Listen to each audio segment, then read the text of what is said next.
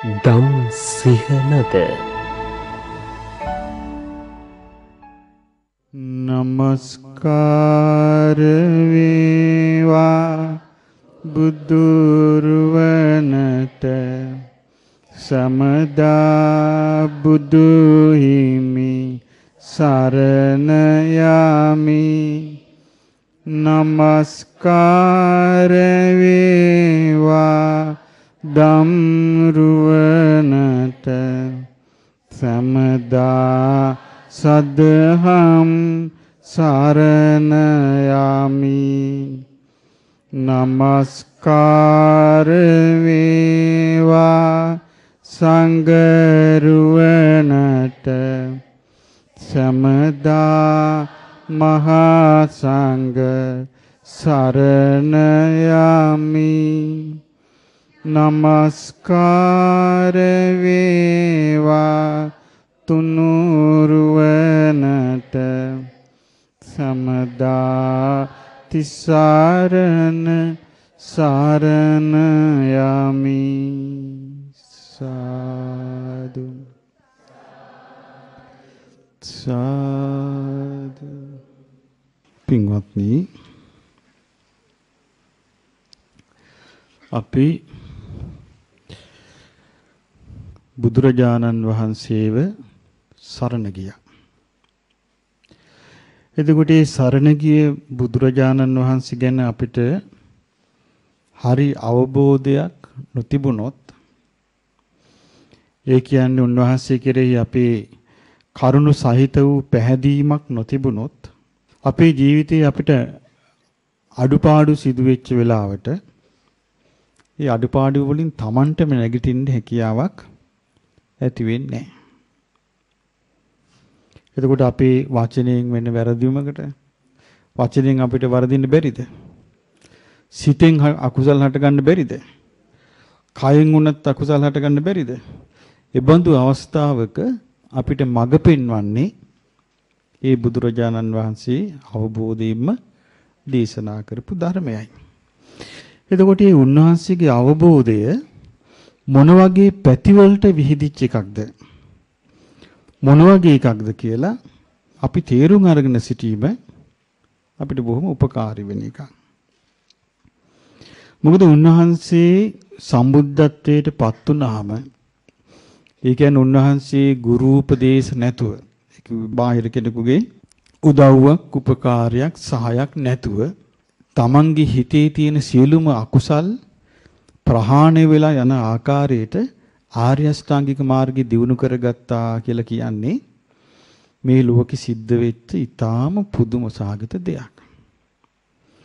දැන් අපි ගම්මෝ, දැන් අපි ආර්ය අෂ්ටාංගික මාර්ගයේ කුමක්ද කියලා අහුවාම දැන් අපි කියනවා සම්මා දිට්ඨි, සම්මා සංකප්ප, සම්මා වාචා, සම්මා කම්මන්ත, සම්මා ආජීව, සම්මා වායාම, සම්මා සති, සම්මා.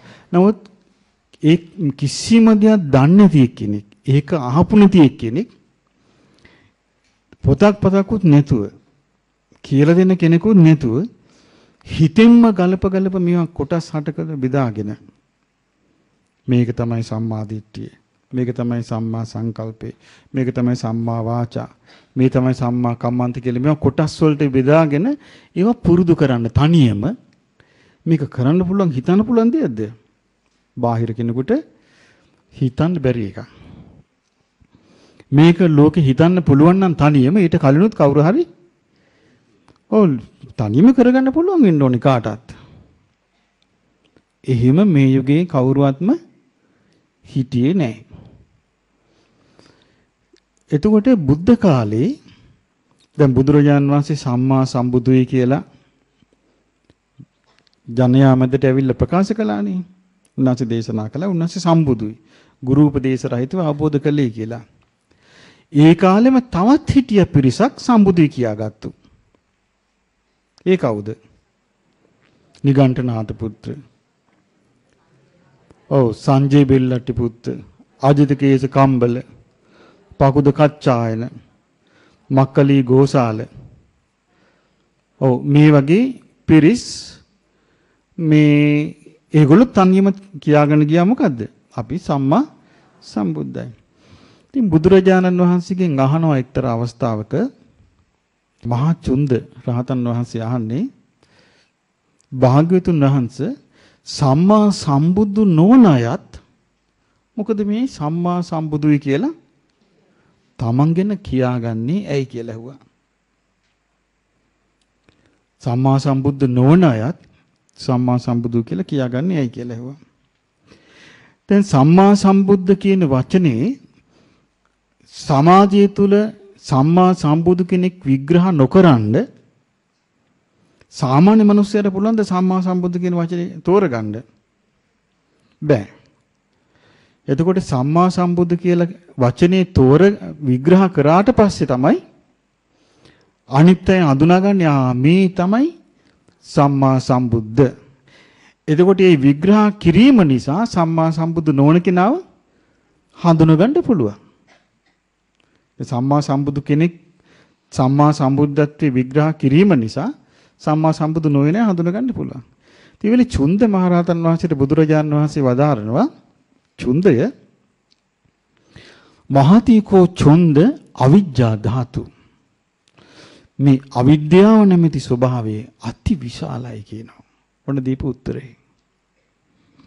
සම්මා සම්බුදුයි කියලා සම්මා සම්බුදු නැති අය කියන්නේ ඇයි කියලා ඇහුවා බුදුරජාණන් වහන්සේගෙන්. දැනුත් මේ ලෝකේ රහත් කිය ලෝකේ කියනවනේ එක එක්කෙනා. ඇයි එහෙම කියන්නේ කියලා ඇහුවා. ඇහුවම කිව්වා මේකට හේතුව කිව්වා අවිද්‍යාව. අවිද්‍යා ධාතුව අති විශාලයි කිව්වා. එතකොට උන්වහන්සේව හඳුනාගත් එක්තරා අවස්ථාවක අවිද්‍යාව නැමැති අණ්ඩකෝෂයෙන් අණ්ඩකෝෂය කියන්නේ මොකද්ද? බිජුවට. ඒ කිව්වේ බිත්තරේ. අවිද්‍යාව නැමැති බිත්තරේ පලාගෙන ඉස්සෙල්ලාම ආවා. ඒකේ බුදුරජාණන් වහන්සේ භික්ෂුන්ගෙන් අහනවා මහණෙනි බිත්තර ගොඩක් තියෙන එක තැනක. මේ බිත්තර සමූහයෙන් ඉස්සෙල්ලාම බිත්තර කටුව පලාගෙන යම් සතෙක් එළියට ආවොත් අර පිරිස අතර ඔහු වැඩිමල් නැද්ද? ඔහු ශ්‍රේෂ්ඨ නැද්ද? ඔහු ජේෂ්ඨ නැද්ද? ජේෂ්ඨයා. ශ්‍රේෂ්ඨ කෙනා වැඩිමලා. ඉතින් බුදුරජාණන් වහන්සේ වදාළ මහණෙනි මම ලෝකයේ ජේෂ්ඨ උනේ ශ්‍රේෂ්ඨ උනේ ඔතනින් කිව්වා. මොකද්ද? ගුරු උපදේශයක් නැතුව තනියම අවිද්‍යාව සිඳ බිඳගෙන විද්‍යාව පහළ කරගත්තු එක. අවිද්‍යාව සිඳ බිඳගෙන විද්‍යාව පහළ කරගන්නවා කියලා කියන්නේ අතිශයින්ම විස්මයජනක දෙයක්. ඒ සාමාන්‍ය පරිසරය තුල විද්‍යාව පහළ කරන්න ඉඩක් නැහැ. ඇයි? මුලාවට එන දේවල්මයි කියන්නේ. මුලාවටපත් වෙන දේවල්ම නෙමෙයිද මේ ලෝකේ කියන්නේ. පේන්න තියෙන්නේ මුලාවටපත් වෙන දේවල්. අහන්න තියෙන්නේ මුලාවටපත් වෙන දේවල්. හැමතිස්සෙම මුලාවටපත් වෙන දේවල් තියෙන්නේ. එතකොට සාමාන්‍ය උදාහරණයක් අපි කියමු තේරෙන්න. ඔන්න එක කාලයක් කිව්වා පොල් තෙල් කන්න එපා. ලෙඩ හැදෙනවා. කිව්වන් පස්සේ මුලා වුනේ නැද්ද මිනිස්සු? පොල් තෙල් කෑම නැවතුවා. දැන් කියනවා පොල් තෙල් හොඳයි. දැන් පොල් තෙල් කන්න ගන්නවා. කාලයක් කිව්වා ෆ්ලෝරයිඩ් තියෙන දන්තාලේපයකින් මදින්න දත් වලට හරි හොඳයි. දැන් කියනවා ෆ්ලෝරයිඩ් නැති ඒවා මදින්න. දැන් මේ මුලාව නෙමෙයිද? එතකොට කන බොන දේවල් වලටත් මෙහෙම මුලාවක් නම් එක කාලෙක හොඳයි කියනවා ආයෙමත් ඒකම ගන්න එපා කියනවා. ඒකම නරකයි කියනවා. එතකොට මේ වගේ මුලාවටපත් වෙනවා නම් අපි හැම දෙයකින්ම අපිට මේ යථාර්ථය දකින්නවා කියන එක හිතන්න බැරි එකක්. මේකට තමයි මේ ගොඩාක් බුදුවරු ඒ කාලේ ධර්ම මාර්ගේ පෙරම් පුරනවා කියන්නේ කැප වෙනවා කියන එක. නිකන් මේ වචනෙන් කියන එක නෙමෙයි. දැන් පෙරම් පුරනවා කියලා කියන්නේ කැප වෙනවා කියන එක. ඒ වෙනුවෙන්ම කැප වෙලා ගියපු අය. ඒ වෙනුවෙන් කැප වෙච්ච අය තමයි කාලයාගේ යෑමේ ඒ ධර්මයේ සඳහා ඒ මෝරලා ගියේ. එතකොට ඒක ගැන තවත් හොඳම මේ එක්තරා අවස්ථාවක බුදුරජාණන් වහන්සේ පෙන්වා දෙනවා කැපවීම ගැන. කියනවා මහණෙනි කිකිලියක් බිත්තර දානවා. බිත්තර දාලා ওই කිකිලි බිත්තර රකින්නේ නැහැ. කිකිලි විනෝදෙන් ඉන්නවා ඇවිද ඇවිද. නමුත් කිකිලිට අපේක්ෂාවක් තියෙනවා බිත්තර මෝරලා පැටව බිහි වේවා කියලා. කිකිලිගේ අපේක්ෂාව තිබ්බා කියලා පැටව බිහි වෙනවාද කියලා ඇහුවා. පැටව බිහි වෙන්නේ නැහැ. මොකද හේතුව? පැටව බිහි වෙන්න උවමනා ක්‍රමී බිත්තර දාලා විනෝදෙන් ඉන්න එක නෙමෙයි. මොකද්ද? ඒ දාපු බිත්තරේ රකින්න එක. තව කිකිලියක් ඉන්නවා මේ අදහෙට පැටව ලැබේවා කියන අදහසක් නැහැ. නමුත් මේ කිකිලි මොකද්ද කරන්නේ? බිත්තරේ වෙලාවට රකින්නවා. බිත්තරේ රකින්නකොට බිත්තරේට අවශ්‍ය දේ ලැබෙනවා. ඒකේ තියෙනවා බිත්තරේට අවශ්‍යයි අර කිකිලිගේ උණුසුම. ඒ කිකිලිගේ උණුසුමත් එක්ක කිකිලිගේ ස්පර්ශයයි කිකිලිගේ ඇඟේ එන මේ කුකුල් ගඳයි. ওই ටික බිත්තරේට ලැබෙනකොට බිත්තරේ හිමින් හිමින් මෝරනවා. මෝරන පැටියා එනවා. ඒතර මේකෙන් අපිට තේරෙන්නේ නැද්ද? මේ උපමාවලින්, මේ බුදුරජාණන් වහන්සේගේ උපමාවලින් තේරෙන්නේ නැද්ද? මේක ප්‍රාර්ථනාවකින් ලබන්න බෑ කියලා. ප්‍රාර්ථනාවකින් ඒ වගේ දෙයක් ලබන්න බෑ කියන එක අපිට තේරුම් ගන්න පුළුවන්. අපිට ප්‍රාර්ථනාවකින් වෙන දෙයක් ලබන්න පුළුවන්ද? ගහක ගෙඩියක්. ගහක ගෙඩියක් ලබන්න පුළුවන්ද ප්‍රාර්ථනාවකින්? බෑ. මලක්? බෑ. නිරෝගීකම? බෑ. ඇඳුමක් හොදන එක? බෑ. බතක් උයා ගන්න එක? ප්‍රාර්ථනාවකින් පුළුවන්ද? ලිපේ තිබ්බා බත් හාල් ටික හොදලා ලිප පහත්තු කරන්නේ නැතුව ප්‍රාර්ථනා කරනවා. බත පැසේවා. බත වෙලාවට ඉදෙයිද? නෑ.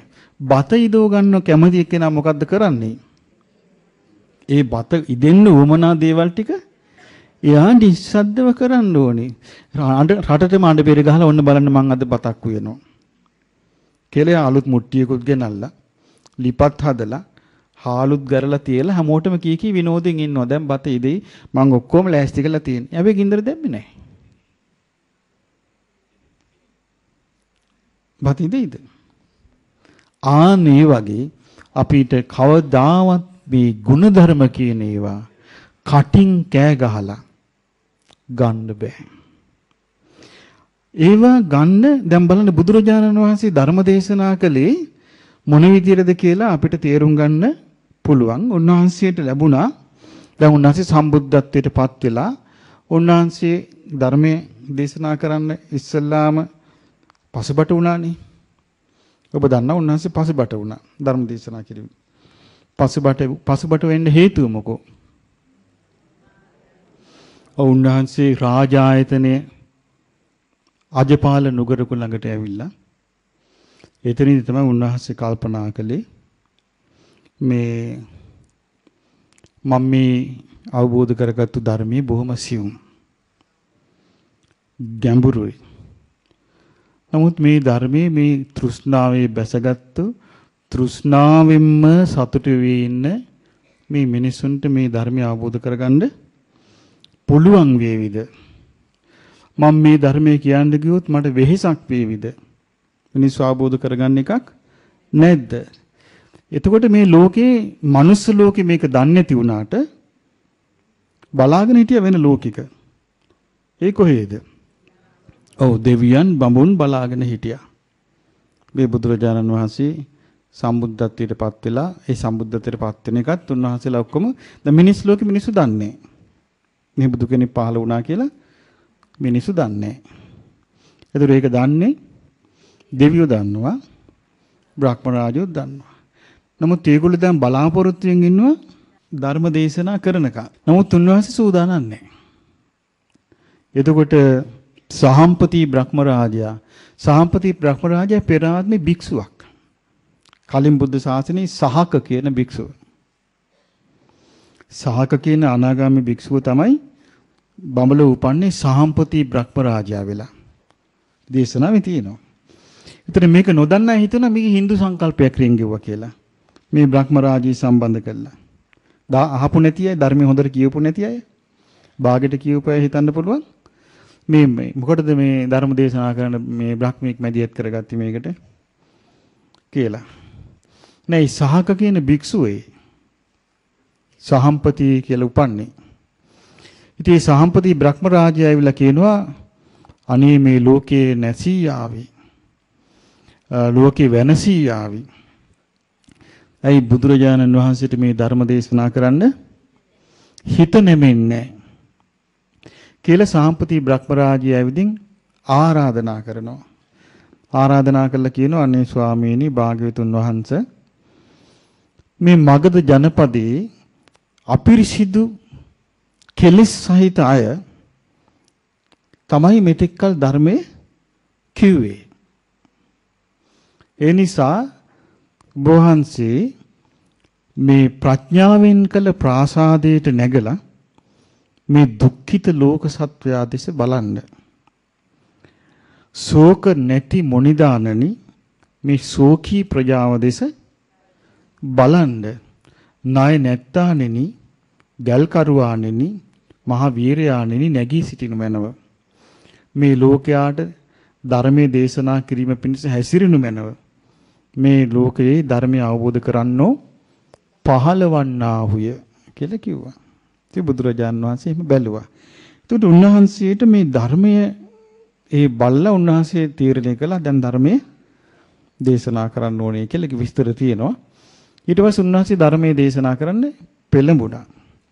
ඒ දේශනා කරන්න උන්වහන්සේ පෙළඹෙද්දී සම්බුද්ධත්වයට පත් වෙලා ලැබිච්ච බල 10ක් තමයි උන්වහන්සේ ධර්ම දේශනාවේදී පාදක වුණේ. ඒ බල 10ට කියනවා දස බල. ඒ බල 10න් යුක්ත නිසා කියනවා දස බල ධාරී කියලා. ඊළඟට උන්වහන්සේට තිබුණා ඒ බල 10යි විසරද ඥාන 4යි. එතකොට මම අද ඔබට ඒ බල 10ත් අයි ඉඩ ලැබෙන විදිහට මම කියා දෙන්න බලාපොරොත්තු වෙනවා. උන්වහන්සේ මේ දස බල ගැන විස්තර කරන්න හේතු උනේ මහා සිංහනාද සූත්‍රයේ පෙන්වා දෙනවා. උන්වහන්සේ ළඟ පැවිදි වුණා මේ ලිච්ඡවි කුමාරයෙක්. ලිච්ඡවිලා හිටියේ විශාල ජනපදේ හිටපු ලිච්ඡවි කුමාරයෙක් පැවිදි වුණා. එයාගේ නම සුනක්ඛත්. පැවිදිලා උන්වහන්සේට උපස්ථානත් කළා. උන්වහන්සේ පිටිපස්සෙනොත් ගියා. ළඟත් හිටියා. නමුත් උන්වහන්සේගේ සම්බුද්ධත්වය ගැන පැහැදුනේ නෑ. එතකොට පේනවද දැන් බුදුරජාණන් වහන්සේ මහා පුරුෂ ලක්ෂණ 32කින් හිටියා. එතකොට මේ මහා පුරුෂ ලක්ෂණ 32 දිහා බලලා සමහරු පැහැදුනි. ඒ කියන්නේ දැන් සමහර මේ ඔය දැන් බාවරී වගේ බ්‍රාහ්මණවරු ඒ සම්බුද්ධ කියන වචනේ ඇහෙනකොට එයාගේ ශිෂ්‍යයෝ 16 දෙනාට අරජිත මානවක ඇතුළු ශිෂ්‍යයෝ 16 දෙනාට කිව්වා ඔබගේ යන්න ගිහිල්ලා ඒ සම්බුදුරජාණන් වහන්සේ බැහැ දකින්න කිව්වා. එතකොට බාවරිගෙන් අහනවා හරි අපිට යන්න පුළුවන්. අපිට මේ තුමා මුණ ගැහෙන්න පුළුවන්. නමුත් අපි කොහොමද දන්නේ සම්බුද්ධයි කියලා? එතකොට දේශනා කළා සම්බුදුරජාණන් වහන්සේ නමකට තියෙනවා ශාරීරිකව දකින්න පුළුවන් අංග ලක්ෂණ 32ක්. මහා පුරුෂ ලක්ෂණ 32ක් තියෙනවා. මේ මහා පුරුෂ ලක්ෂණ 32 දිහා බලලා හිත පහදවා ගන්න. ඊට පස්සේ ඔබ හිතෙන් අහන්න ප්‍රශ්නේ උන්වහන්සේ කටින් උත්තර දෙයි කිව්වා. ඒ විදිහට තමයි සමහරු පැහැදුනේ. ඉතින් මහා පුරුෂ ලක්ෂණ 32කින් යුක්ත ශාස්ත්‍රුන් වහන්සේ ළඟ මහාන වෙලා ඉන්නවා සුනක්කත්. පැහැදුනේ නැහැ. ඒ වගේම බුදුරජාණන් වහන්සේට විශේෂ අවබෝධයක් තියෙනවා කියලා පැහැදුනෙත් නැහැ. යා කියන්න ගත්ත පිරිස මැද්ද ගිහිල්ලා මම එතන මහානලා හිටියෙක් කෙනෙක්. මම ශ්‍රමණ ගෞතමයන් ළඟ පැවිදි වෙලා හිටියේ. මම ශ්‍රමණ ගෞතමයන් ළඟින් ඇසුරු කළා. මම පස්සෙන් ගියා. නත්ති සමනස්ස ගෞතමස උත්තරේ මනුස්ස ධම්ම ආලවඤ්ඤාරිය ඥාන දර්ශන විශේෂෝ. ශ්‍රමණ ගෞතමයන්ට ඔව් උතුරු මිනිස් දමක් විශේෂ ඥාන දර්ශනයක් මොකවත් නැහැ. මේ කවුද කියන්නේ? ළඟ හිටපු එක්කිනා. තක්ක පරියාවතං සමනෝ ගෝතමෝ ධම්මං දේශේති විමංශානුචරිතං සයම් පටිවහනං. ශ්‍රමණ ගෞතමයන් වහන්සේලා තියෙන්නේ තර්කණ හැකියාව.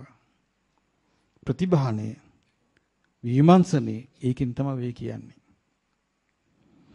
ඊට පස්සේ කියනවා යස්ස චක්වාස්ස අත්ථාය ධම්මෝ දේශිතෝ සෝ නීයාති තක්කරස සම්මා දුක්ඛක්ඛයාති. කියනවා හැබැයි ඒ ධර්මයේ යම් අර්ථයක් පිණිස දේශනා කරනවාද ඒ ධර්මයේ පුරුදු කරන එක්කෙනාට ඒක ලැබෙනවා කියලා කිව්වා. මෙහෙම කියාගෙන ගියා. දැන් මේක සාරිපුත්යන් වහන්සේටත් ආරංචි වුණා. මේ යෝධයා මේක කියන හැමතැනම ගිහින් බුදුරජාණන් වහන්සේ සෑහෙන්න මහන්සි ගත්තා ඔය සුනක්කත්තගේ ඔය අදහස නැති කරන්න දුරු කිරීමට. දීඝනිකායේ බලන්න ඔබ පාථික සූත්‍රයේ ඒකේ බොහොම ලස්සනට විස්තර කරනවා. ඒක අපේ පරිවර්තනයේ තියෙනවා. බොහොම ලස්සනට විස්තර කරනවා මේ සුනක්කත්තගේ මේ දෘෂ්ටි නැති කරන්න ගන්න මහන්සිය. නමුත් මේ අවාසනාවන්ත පුද්ගලයාට ඒක කරගන්න බැරුව ගියා. ඒ කියන්නේ එතකොට අපිට පේනවාම එකල මහා පින්වන්තව හිටපු පරිසරයේ තුලත් පැවිදි වෙලා දෙතිස් මහා පුරුෂ ලක්ෂණ දරා වැඩ සිටියේ බුදුරජුන් ළඟ ඉඳලත් ඒ ධර්මය අහලත් උන්වහන්සේ ප්‍රාතිහාර්ය පෙන්නලත් හිත පැහැදුන්නේ. එහෙනම් අපිට මේ කාලේ සියල්ලෝම හිත පහදිනවා කියන එක බලාපොරොත්තු වෙන්න බෑ. නමුත් හිත පැහැදුනොත් කෙනෙකුගේ ඒ පැහැදීමේ ප්‍රතිඵලය ලබන්නේ බාහිර කෙනෙක් නෙමෙයි. තමා. ඒ තමන් මේ බුදුරජාණන් වහන්සේ දැන් පිරිනුවම් පාලා. උන්වහන්සේ දැන් බලාගෙන ඉන්නොද අපි සරණ ගියාද සරණ කඩා ගන්නවද සරණ බිඳ ගන්නවද? මොකද උන්වහන්සේ පිරිනුවම් පාලා ඒ ආමානිවන් පුරේ ඉඳලා බලන් ඉන්නොද අපි දිහා? නෑ. එහෙනම් පැහැදුනොත් වාසියේ තියෙන්නේ කාටද? තමාට. ඉතින් සාරිපුත්යන් වහන්සේ බුදුරජාන් වහන්සේට ගිහින් කියා හිටියා ස්වාමීනි භාග්‍යතුන් වහන්සේ මේ සුනක්කත්ත ලිච්ඡවි පුත්‍රයා මෙන්න මෙහෙම කතාවක් කියාගෙන යනවා කියලා කිව්වා. එතකොට බුදුරජාණන් වහන්සේ වදාලා මේ සාරිපුත්තය ওই සුනක්කත්ත ක්‍රෝධ සහිත පුද්ගලෙක් කිව්වා. ක්‍රෝධ කරන කෙනෙක් කිව්වා. හිස් පුද්ගලෙක් කිව්වා. ඒතර ධර්මය අවබෝධ කරගන්න තියෙන බාධාවක් ඔන්න එතන කියුණා. මොකද්ද? ක්‍රෝධ සිත් ඇති බව. ඒ කියන්නේ සිත ගැටිච්ච ගමන් ඇතම් කෙනෙක් සම්පූර්ණ ධර්මයට අතාරිනවා. ධර්ම ඉගෙනිල්ලත් අතාරිනවා. ධර්ම ශ්‍රවණයත් අතාරිනවා. බුදුරජාන් වහන්සේ අතාරිනවා. අදත් ක්‍රෝධ සිත් ඇති එක්කිනාට ඒක වෙනවා. එහෙනම් තමන් තුළ ක්‍රෝධ සිතක් ඇති බව මේ ධර්මයේ හැසිරෙන්න තියෙන විශාල බාධාවක් කියලා හඳුනගන්න. මුද සමහර විට ක්‍රෝධ සිතක් ඇති එක්කෙනා වෙන සම්හිත සංසිඳව ගන්න අදහස වෙන දේවල් වලින් එන්න පුළුවන්. නමුත් එයාට අර සිතේ පැහැදීම ඇති කරගන්න උදව්වක් නැහැ. ඊට පස්සේ කියනවා මේ සාරිපුත්තේ ක්‍රෝධ සහිත සිතකින්මයි ওই කතාව කියන්නේ මට නිඳා කරන්න කියනවා. බුදුරජාන් වහන්සේට නිඳා කරන දවසේ ওই කතාව කියන්නේ කියනවා. සාරිපුත්ත බලන්න මේ හිස් පුද්ගලයා නිඳා කරන අදහසින් කියලා වර්ණනාවක් කරනවා කියන උතන. මොකක්ද ඒ වර්ණනාව? යම් අර්ථයක් පිණිස ධර්මයේ දේශනා කරනවාද ඒ ධර්මයේ පුරුදු කරන එක්කිනාට ඒ අර්ථය ලැබෙනවා. ඊට පස්සේ සාරිපුත්යන් වහන්සේට බුදුරජාණන් වහන්සේ දේශනා කරනවා අයම්පිහි නාම සාරිපුත්ත සුනක්කත්ත මොග්ග පුරිසස්ස මයි ධම්මන් වයෝ නභවිෂති. සාරිපුත්‍රය මේ සුනක්කත්ත හිස් පුද්ගලයාට මගේ ධර්ම ස්වභාවයේ වැටහුනේ නැහැ කියනවා. ඒතර බුදුරජාන් වහන්සේගේ ධර්ම ස්වභාවය මොකද්ද? ඉතිවිසෝ භගවා අරහං. මෙසේ භාග්‍යවතුන් වහන්සේ අරහං සම්මා සම්බුද්ධෝ. ඒ කිව්වේ සම්මා සම්බුද්ධයි. විද්‍යාචරණ සම්පන්න විද්‍යා අෂ්ට විද්‍යා ඒ චරණ ධර්මයන්ගෙන් යුක්තයි. සුගතෝ ලෝකවිදු අනුත්තරෝ පුරිස ධම්ම සාරති සත්තා දේව මනුස්සාන බුද්ධෝ භගවා මේ ගුණයන්ගෙන් යුක්තයි. එතකොට අපි ඉස්සල්ලාම මේ අපි සරණ ගිය බුදුරජාණන් වහන්සේ මේ ගුණ නමෙන් යුක්තයි කියලා අපි හිත පහදවා ගන්න ඕනේ. මේක චක්‍රයක් වගේ එකක් නෙමෙයි. චක්‍රය කොහොමද අපි කියන්නේ? දෙවරක් එක 2යි. දෙවරක් 2 4යි. දෙවරක් 3 6යි. එහෙමනේ කියාගෙන යන්නේ. ඒ වගේ එකක් නෙමෙයි මේක. මේක කරුණු මෙනෙහි කරලා කරුණු තේරුම් අරන් කරුණු සලකලා තමයි මේ ಗುಣ තේරුම් ගන්නේ. එහෙම තේරුම් ගැනීම තුළ තමයි අපේ හිතේ පැහැදීම ඇති වෙන්නේ. දැන් අපි සාමාන්‍යයෙන් හිත බය වුණාම ඉතිපිසෝ භගවා අරහං කියලා එහෙම කියනවා තමයි. නමුත් ඒකෙන් අපිට රැකවරණයක් තියෙනවා. නැත්තේ නෑ.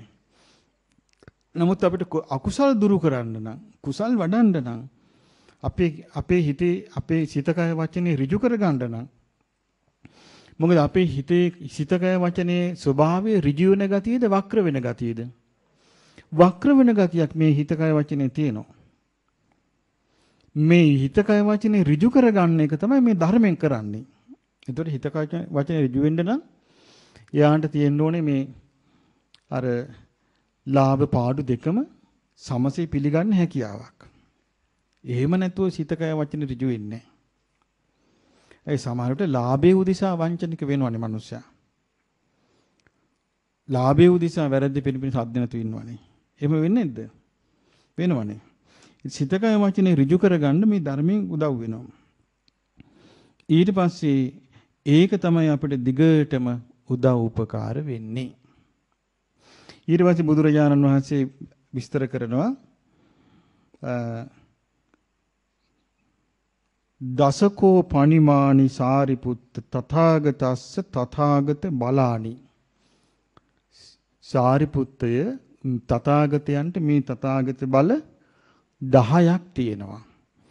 යේහි බලේහි සමන්නාගතෝ තථාගතෝ. ඒ බලයන්ගෙන් යුක්ත තථාගතයන් වහන්සේ ආසබන් ඨානං පටිජානාති ශ්‍රේෂ්ඨ ස්ථානයටපත් වූ බව තමන් ලෝකයට ප්‍රතිඥා දෙනවා. පරිසාසු සිහිය නාදන් නදති. පිරිස් මැද්දේ ඔව් අභීත නාද ඒ කියන්නේ බය නැතුව කතා කරනවා. බ්‍රහ්මචක්කම් පවත්තේති. බ්‍රහ්මචක්‍රය කියලා කියන්නේ ආර්ය අෂ්ටාංග මාර්ගයට නිවන් මඟ ප්‍රවර්තනය කරනවා. මොනවද 10? ඔන්න මේ 10 විස්තර කරනවා. පළවෙනි එක තමයි තථාගතෝ ඨානංච ඨානතෝ අට්ඨානංච අට්ඨානතු යථා භූතං පජානාති. විය හැකි දේ වශයෙන්ුත් විය නොහැකි දේ වශයෙන්ුත් ඒ අයුරින්ම ඇත්ත ඇති සැටියෙන් දන්නවා. දැන් මේක අපිට බැලු බැලමට පේන්නේ සුළුපඩු එකක් වගේ. මේ සුළු එකක් නෙමෙයි මේ කියන්නේ. දැන් බලන්න බුදුරජාණන් වහන්සේ පෙන්වා දෙනවා එක සක්වලක බුදුවරු දෙන්නෙක් පහළ වීම විය හැකි දෙයක්ද විය නොහැකි දෙයක්ද? විය නොහැකි දෙයක්. එමන විය හැකි දෙය මොකද්ද? එක සක්වලක එක බුදුවරේ පහළ වීම විය හැකි දෙය. ඒ වගේ බුදුරජාණන් වහන්සේ විය හැකි දේවල් පෙන්වා දෙනවා. ඊළඟට සම්බුද්ධත්වයට පත් වෙන්නේ පිරිමියෙක් පමණයි. ඒක තමයි විය හැකි දේ. විය නොහැකි දේ මොකද්ද? කාන්තාවක් බුදු වෙන්නේ නැහැ. එතකොට සක්දෙවිඳු කෙනෙක් වෙන්නේ පිරිමියෙක් පමණයි. ඒක විය නොහැකි දේ මොකද්ද? ස්ත්‍රියක් සක්දෙවිඳු වෙන්නේ නැහැ. බ්‍රහ්මෙක් වෙන්නේ පිරිමියෙක් පමණයි. ඒක විය නොහැකි දේ මොකද්ද? ස්ත්‍රියක් බ්‍රහ්මෙක් වෙන්නේ නැහැ. මාරයෙක් වෙන්නේ පිරිමියෙක් පමණයි. ස්ත්‍රියක් මාරයෙක් වෙන්නේ නැහැ. එතකොට මෙතන හරිය පැහැදිලි මාරයා කියන්නේ පුද්ගලයෙක්. ඒ දේශනාවේ තියෙනවා ස්ත්‍රියක් මාරෙක් වෙන්නේ නැහැ. පුරුෂයෙක් මාරෙක් වෙන්නේ. එහෙමනම් කෙනෙක්. එහෙනම් මේ කෙලෙස් ගැන තියෙන සමහර විතන් වෙනවනේ මේ කෙලෙස් වලට නිකන් සජීවත්වයක් ආරෝපණය කළා මේ පෙන්නනවා කියලා. ඒව නෑ. බුද්ධ දේශනාව හරි. උන්වහන්සේගේ අවබෝධය ඇත්ත එකක්. ඉතින් මේ විදිහට උන්වහන්සේ ඒ වගේම පෙන්නනවා ඒකේ යම් කිසි කෙනෙක් සිතෙන් කයෙන් වචනයෙන් කුසල් රැස් කරනවා. ඒක විය හැකි දේ මොකද්ද? එහි සැප විපාක ලැබෙන්නේ. විය නොහැකි දේ මොකද්ද? ඒ නිසා දුක් විපාක නැත්තේ. දුක් විපාක ලැබෙනවා කියන එක වෙන්න බෑ ඒකේ. ඒකේ තියෙන සැප විපාක. කෙනෙක් අකුසල් කරනවා. අකුසල් කළා දුක් විපාක ලැබෙන්නේ. අකුසල් කර දුක් විපාක ලැබෙනවා. සැප විපාක ලැබෙන්නේ. එතකොට බලන්න ඒක මොකද්ද? ඨානං ඒ කියන්නේ විය හැකි දේ වශයෙන්ුත් විය නොහැකි දේ වශයෙන්ුත් තියෙන බුදුරජාණන් වහන්සේගේ ඥානෙ. මේ ඥානෙ උන්වහන්සේගේ දේශනාවල තියෙනවා. මම එක දැනක කියන්නම් උන්වහන්සේගේ දේශනාවක තියෙනවා. උන්වහන්සේ දේශනා කරනවා මේ මහණෙනි කෙනෙක්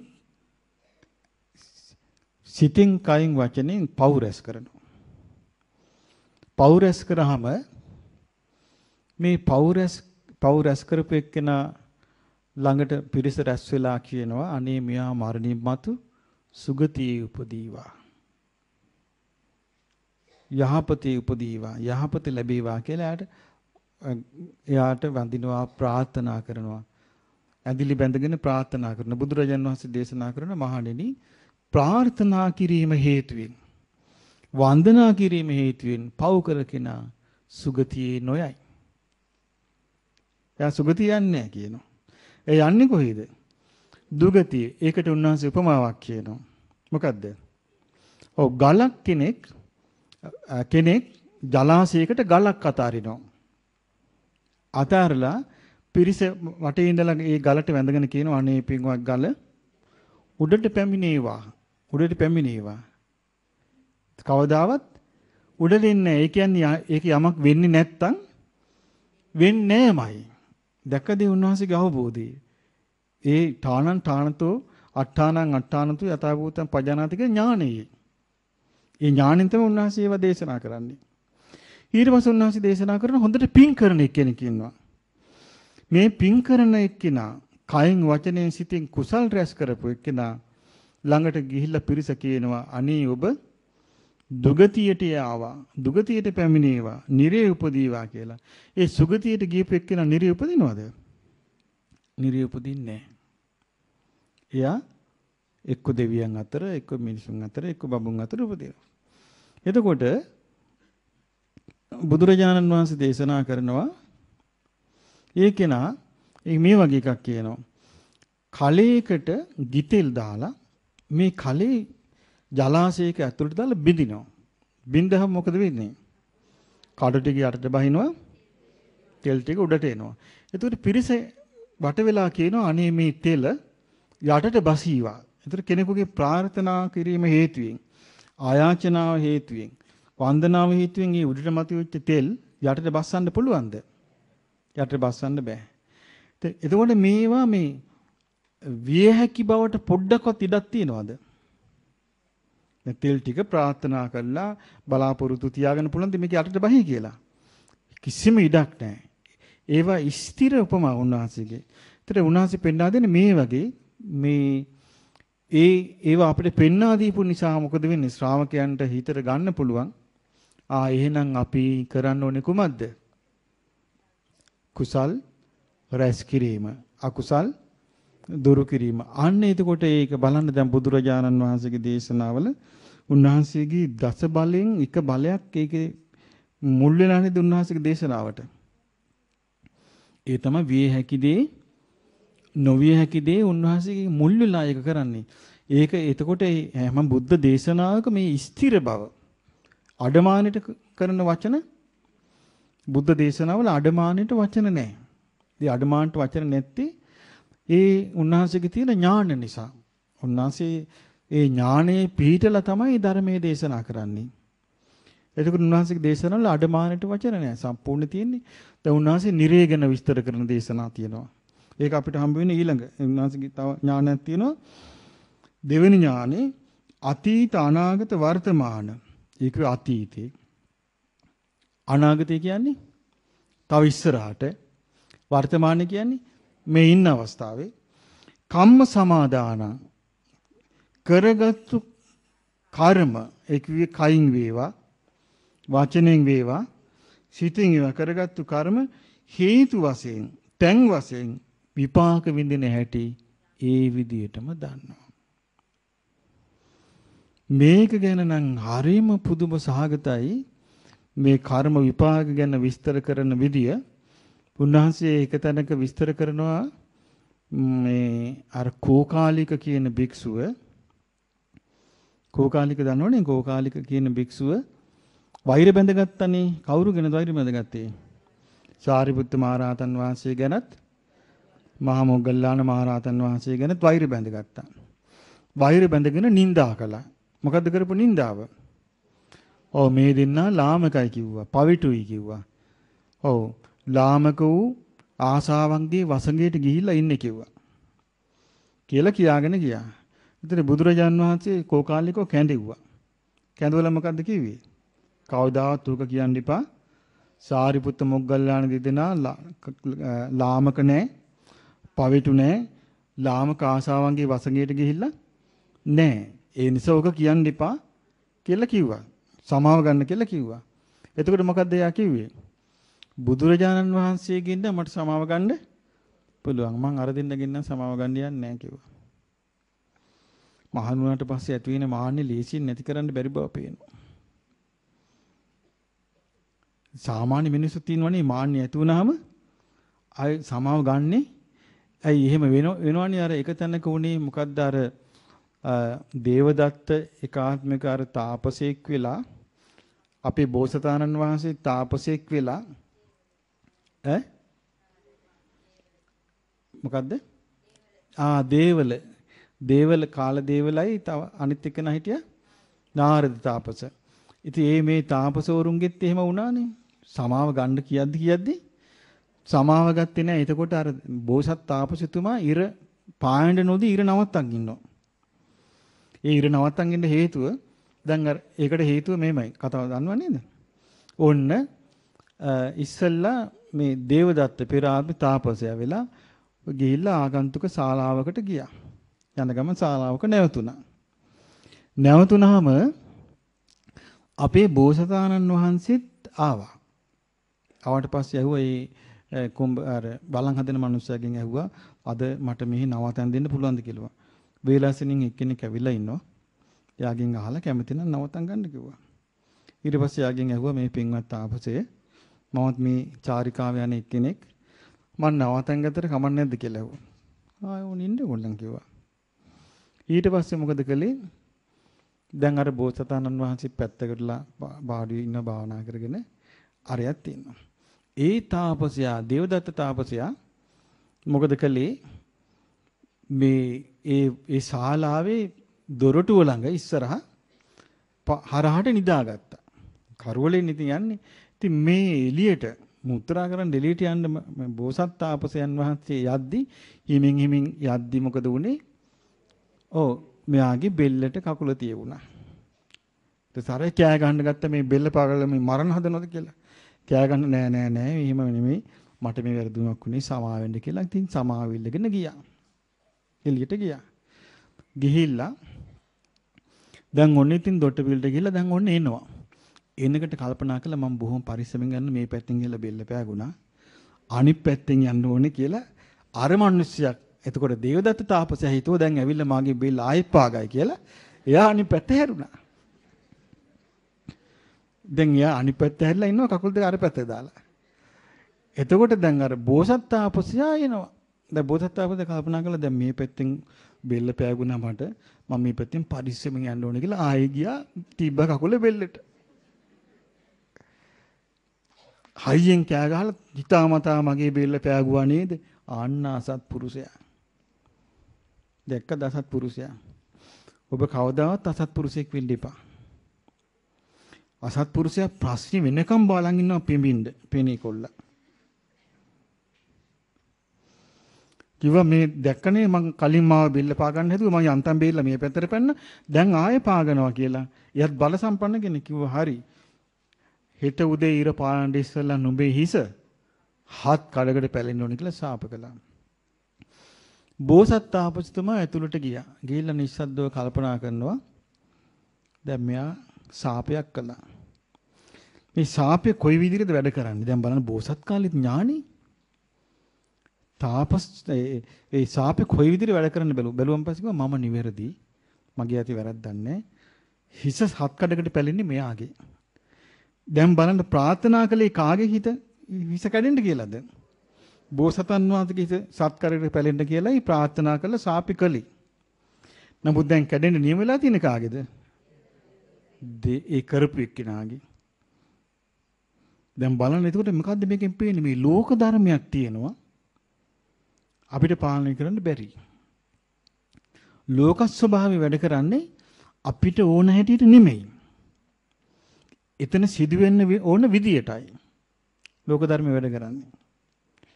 ඉතින් බෝසතන් වහන්සේ බැලුවා දැන් මගේ හිසද පැලෙන්නේ මෙතුමාගේ හිසද?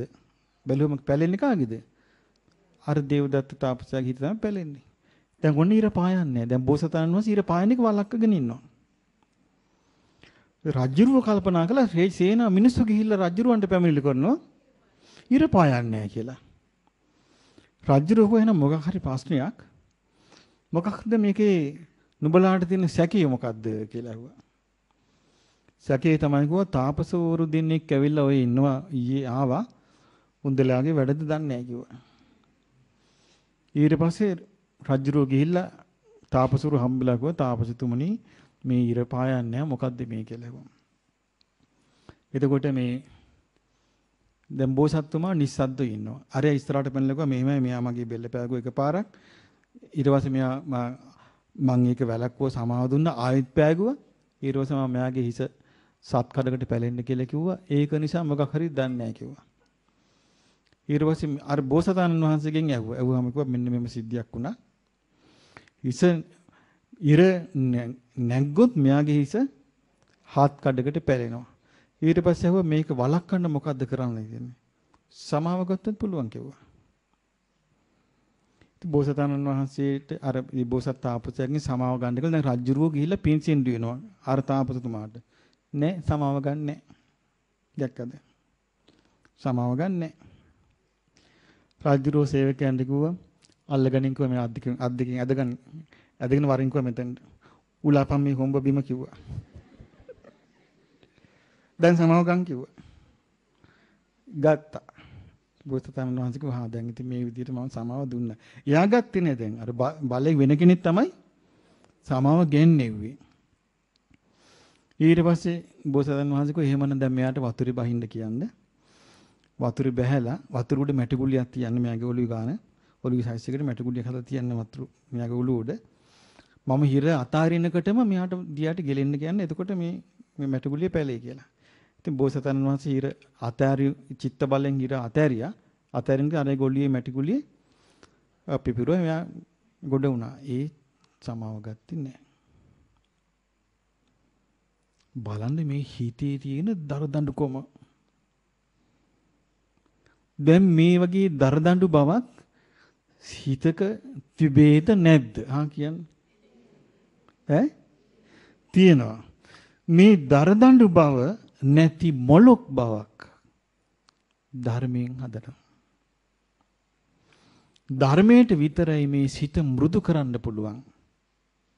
දැන් බලන්න ඒ කෝකාලික දරදඬු මොලොකුණේම නැහැ. සමාව ගංගම් කියලා කිව්වා ගත්තේම නැහැ. අන්තිමට මැරිලා දැන් දුගතිය යන්න ඕන මෙන්න. අර තුදුව කියලා බ්‍රහ්ම රාජයෙකුත් පෙර ආත්මේ මෙයාගේ ගුරුවරයාද කොහෙද? ඇවිල්ලා කිව්වා මේ සමාව ගන්න සාරිපුත්ත මොග්ගල්ලාන රහතන් වහන්සේලාගෙන් කියලා. ගත්තේ නැහැ. මැරුණා. මැරු නිරේ ගියා. අන්න එතනදී බුදුරජාන් වහන්සේ නිරේ විස්තරයක් කියනවා. මෙහිම අසවල් නිරේ පදුම කියන නිරේ උපන්නා කියනවා. ඒතර භික්ෂුව අහනවා භාග්‍යවතුන් වහන්සේ මේ පදුම නිරේ ආයුෂ කියන්න පුළුවන්ද කියලා අහනවා. කියන්න බෑ කියනවා. ගණන් කරන්න බෑ කියන ආයුෂ. උපමාවකින් කියන්න පුළුවන්ද කියලා. උපමාවකින් පුළුවන් කියනවා කියන්නේ විසිකිරියක ගැලක් තියෙනවා කියනවා. විසිකිරියක ගැලක් කොසල් රටේ මිම්මෙන් විසිකිරියක ගැලක් කියනවා. ඒ කියන්නේ මේ මං හිතන්නේ මේ බුසලක් වගේ වෙන්නේ නැති. බුසල් ලොකු කොහොම හරි ඒ ගැල පුරෝලා තල ගැල කියලා කියන ලොකු කරත්ත. ඒ ලංකාවේ නම් ඒ කරත්ත නෑ. ඒ කියන්නේ දැන් අපි සාමාන්‍යයෙන් ගත්තොත් ඔය ට්‍රැක්ටර් වල තියෙන ට්‍රේලර් එක ඒ වගේ උසට මේ පතුරු බැඳලා හදනවා බඩු පටවගෙන යන්න කරත්තවල. ඒවට කියනවා ගැල කියලා කියනවා. එතකොට ඒ වගේ ගැලක් පුරෝපු තල තියෙනවා. අවුරුද්දකට වතාවක් මේ තල ඇටයක් එළියට දානවා. කාලය ගෑවේ මේ තල ටික ඉවර වෙනවා. එතකොට ඒ වගේ ආවිස තියෙන ඒ වගේ 20 ගුණයක ආවිස තියෙන නිරයක් තියෙනවා. මේක නිරවල් කීපයක් උන්වහන්සේ විස්තර කරලා කියනවා. මේන් පදුම නිරිය ආවිස මේ වගේ නිරවල් 10ක් විතර ගියාට පස්සේ තියෙන්නේ. ඒතර වචන වලින් ගණන් කරන්න බෑ. සංඛ්‍යාවකට ගණන් කරන්න බෑ මේ විස්තරي. ඒතර බුදු කෙනෙක් කර මේ කර්ම විපාක දෙන තැන මේ අසවල් තැන මේ කර්ම විපාකේ දැන් මෙයාට දුන්නා දැන් මෙයා උපන්නා කියලා වෙන ලෝකෙ කිසි කෙනෙකුට කියන්න බෑ. වෙන කිසි කෙනෙකුට කියන්න බෑ. ඒක තමයි උන්වහන්සේට මේ කර්මය ගැන තියෙන ඥානෙ. ඒ නිසායි උන්වහන්සේ දේශනා කළේ තමන්ට ආදරේ නම් ඒකේ හරි ලස්සනට පෙන්වා දෙනවා මේ සචේ භායසි දුක්ඛස්ස.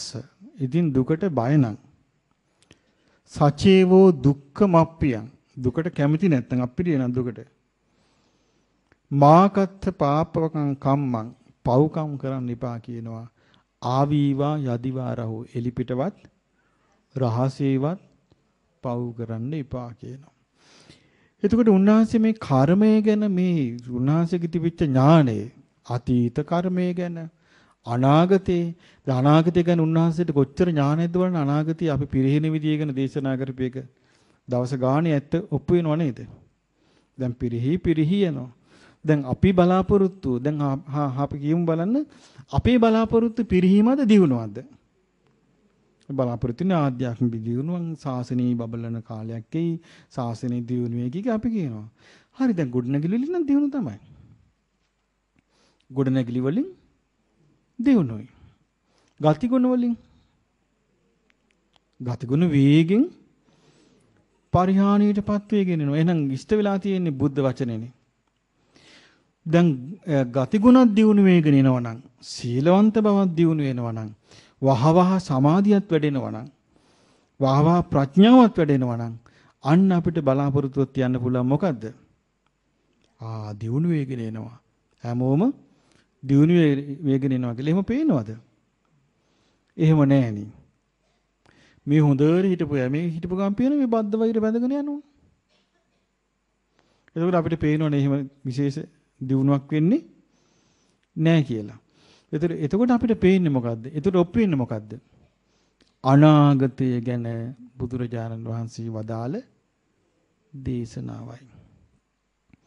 අනාගතය ගැන බුදුරජාණන් වහන්සේ වදාළ දේශනාවයි.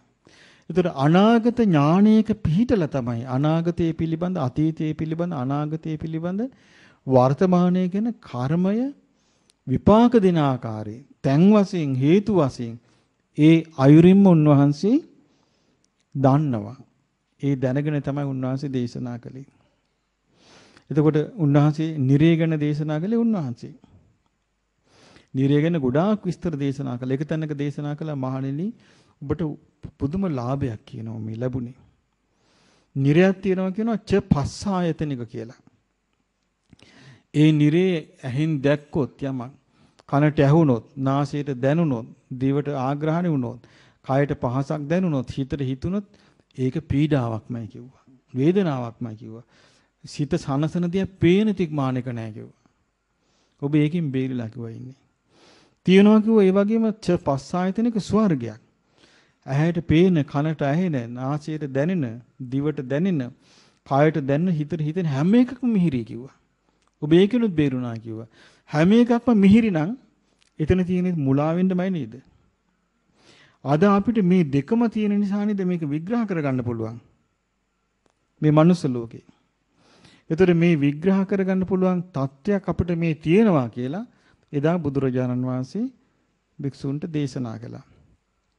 ඒ වගේම උන්වහන්සේ එක තැනක දේශනා කළා අපේ ජීවිතය ගැන පුරාණ මිදම් භික්කවේ කම්මං. මහණෙනි මේ ජීවිතේ පැරණි කර්මයක් කිව්වා.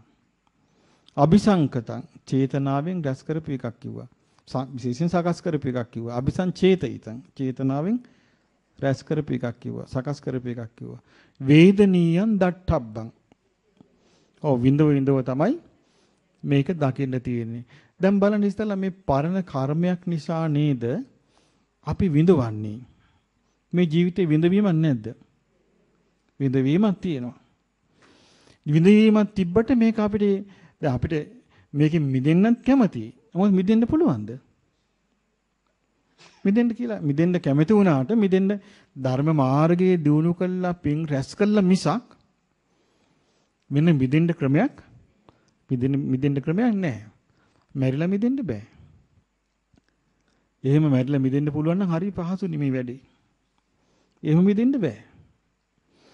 ඒ බුද්ධ දේශනාව තියෙනවා කර්මයක් රැස් කළාම ඒක විපාක දෙනවාමයි කියනවා. අර එක තැනක තියෙනවා අර බුද්ධ කාලේ එහෙම වුණානේ අර ආච්චි කෙනෙක් කැවුම් බදිනවා. කැවුම් බදිනකොට ඒ ගිනි දැල්ලක් ගියා පිදුරු ගහකට. ඒ පිදුරු ගහ හුළඟ යනවා. කාකි හොට ගැහුවා ඒකට කාකා පිච්චිලා මැරුණා එකෙන්. එතකොට බුදුරජාන් වහන්සේ දේශනා කළා ඒ භික්ෂුන් වහන්සේලා ඒ කේස් එක කිව්වා ගිහිල්ලා බුදුරජාන් වහන්සේට. උන්වහන්සේ වදාළ මහණෙනි ඔයා පෙර ආත්මේ හරකෙක් ගිනි තියලා මැරලා කිව්වා. හරකෙක් එකතැනම හරකෙක් මේ කරත්තේ බඳින එකට ඌ යන්නේ නැතුව ඌ läගලා හිටියා.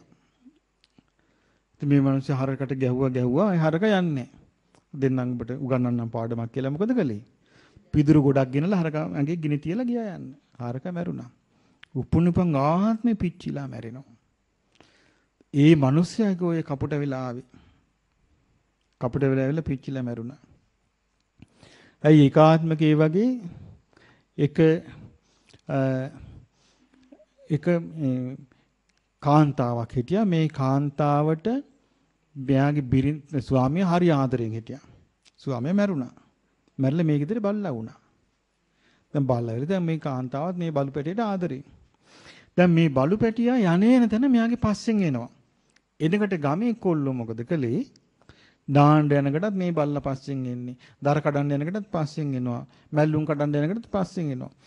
එතකොට කොල්ල විහිළු කළා මේ අලුත් සහකාරයෙක් හම්බ වෙලා නොයන් කියලා. හැබැයිටම බැලුවොත් කවුද? සහකාරය. දැන් මේ ඥානෙ කෙනාට හරි කේන්ති ගියා. මොන වදයක්ද මේ කියලා. ඒක දැක්ක වරින් බලු පැටිය නාන්න යන්න කියලා එක්කන් ගියා. එක්කන් ගිහිල්ලා වැලි කලයක් බෙල්ලේ ගැට ගහලා මැදට ගිහිල්ලා දැම්මා. උපනුපන් ආන්නේ වැලි කලේ බෙල්ලේ බැඳිලා මැරෙනවා. දැන් දවසක් මේගොල්ලෝ ආයේ මේ නෝන ආයේ මනුස්ස ආත්මෙ ඉපදිලා. දැන් යනවා නැවේ. නැවේ යනකොට නැව මොහොත මැද්දේ නැවතුණා. ඒ කාලේ නැවතුණාට පස්සේ තුණ්ඩු අදිනවා. දැන් කාලේ තුණ්ඩේ දුවුත් නම් හරිම ප්‍රශ්නයක් වෙයි. ඇයි? සෑහෙන පිරිසක් ඉඳි එකම තුණ්ඩුව. මොකද වුනේ? අන්න දැන් තුණ්ඩේ දිහාම නැව් කප්පිට්ටගේ නෝනට මේ තුණ්ඩුව ආවේ. ඊට පස්සේ මිනිස්සු කතා වුණා නෑ මේක වෙන්න බෑ. මේ නැව් කප්පිට්ටගේ මේ නෝනට මේ තුණ්ඩුව ආවේ. අපි ආයෙ ආදෙමු කිව්වා. ආයෙත් ඇද්දාම එයාටමයි එන්නේ. ඊට පස්සේ ආයෙත් ඇද්දා. ඒක රැවුල් මොනවද ඒවට කියන්නේ? අර රුවල් නැවුනේ තිබුණේ. ඉතින් ඒව තමයි නැවතිලා තියෙන්නේ. යන්නේ නැහැ හැට මෙහෙට. ඊට පස්සේ ආයෙත් ඇද්දා. තුන් වතාවම ආවේ මෙයාට කරන්න දෙයක් නැහැ. නැව් කප්පිට අහක බලාගෙන අඬ ගියා කරන්න දෙයක් නැහැ. උඹලා මෙයාව වතුරට දාපන් කිව්වා. වැලි මුට්ටිය බැඳ බෙල්ලි වතුරට දැම්මා. තමන් යමෙකුට කරන්නේ යමක්ද ඒකම පෙරලා ලැබෙනවා. මේ කාලේ විශේෂයෙන්ම මේ හොරකම් මැරකම් ඒ වගේ අර ලාමක කියා අතේපත් වෙනවා.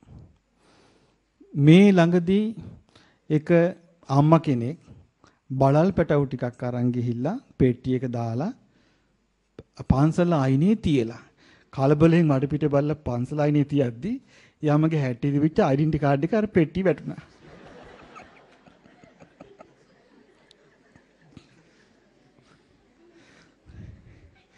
දැන් බලද්දි බලල් පැටවුත් ඉන්නවා ඩෙන්ටි කාඩ් එකක් තියෙනවා. අහුණා. හොරකම් කරන්න බෑ මේ කාලේ. ඒ හොරකම් කරලා හංගගෙන ඉන්න බෑ. ඔක්කොම එළියට එනවා. ඉක්මනට අකුසල් විපාක දෙනවා. දැන් බලන්නේ හංගන් ඉන්න බැරි විදිය. එතකොට ඒකෙන් තේරුම මොකද්ද? මේ ලෝකේ කරන්න බෑ. ඒක. එතකොට පින්වත්නි බුදුරජාණන් වහන්සේ මේක තේරුම් ගත්තා. මේ කර්මය අතීත අනාගත වර්තමානයේ විපාක දෙන ආකාරය. ඒව තමයි මේ බුද්ධ දේශනාවල තියෙන්නේ.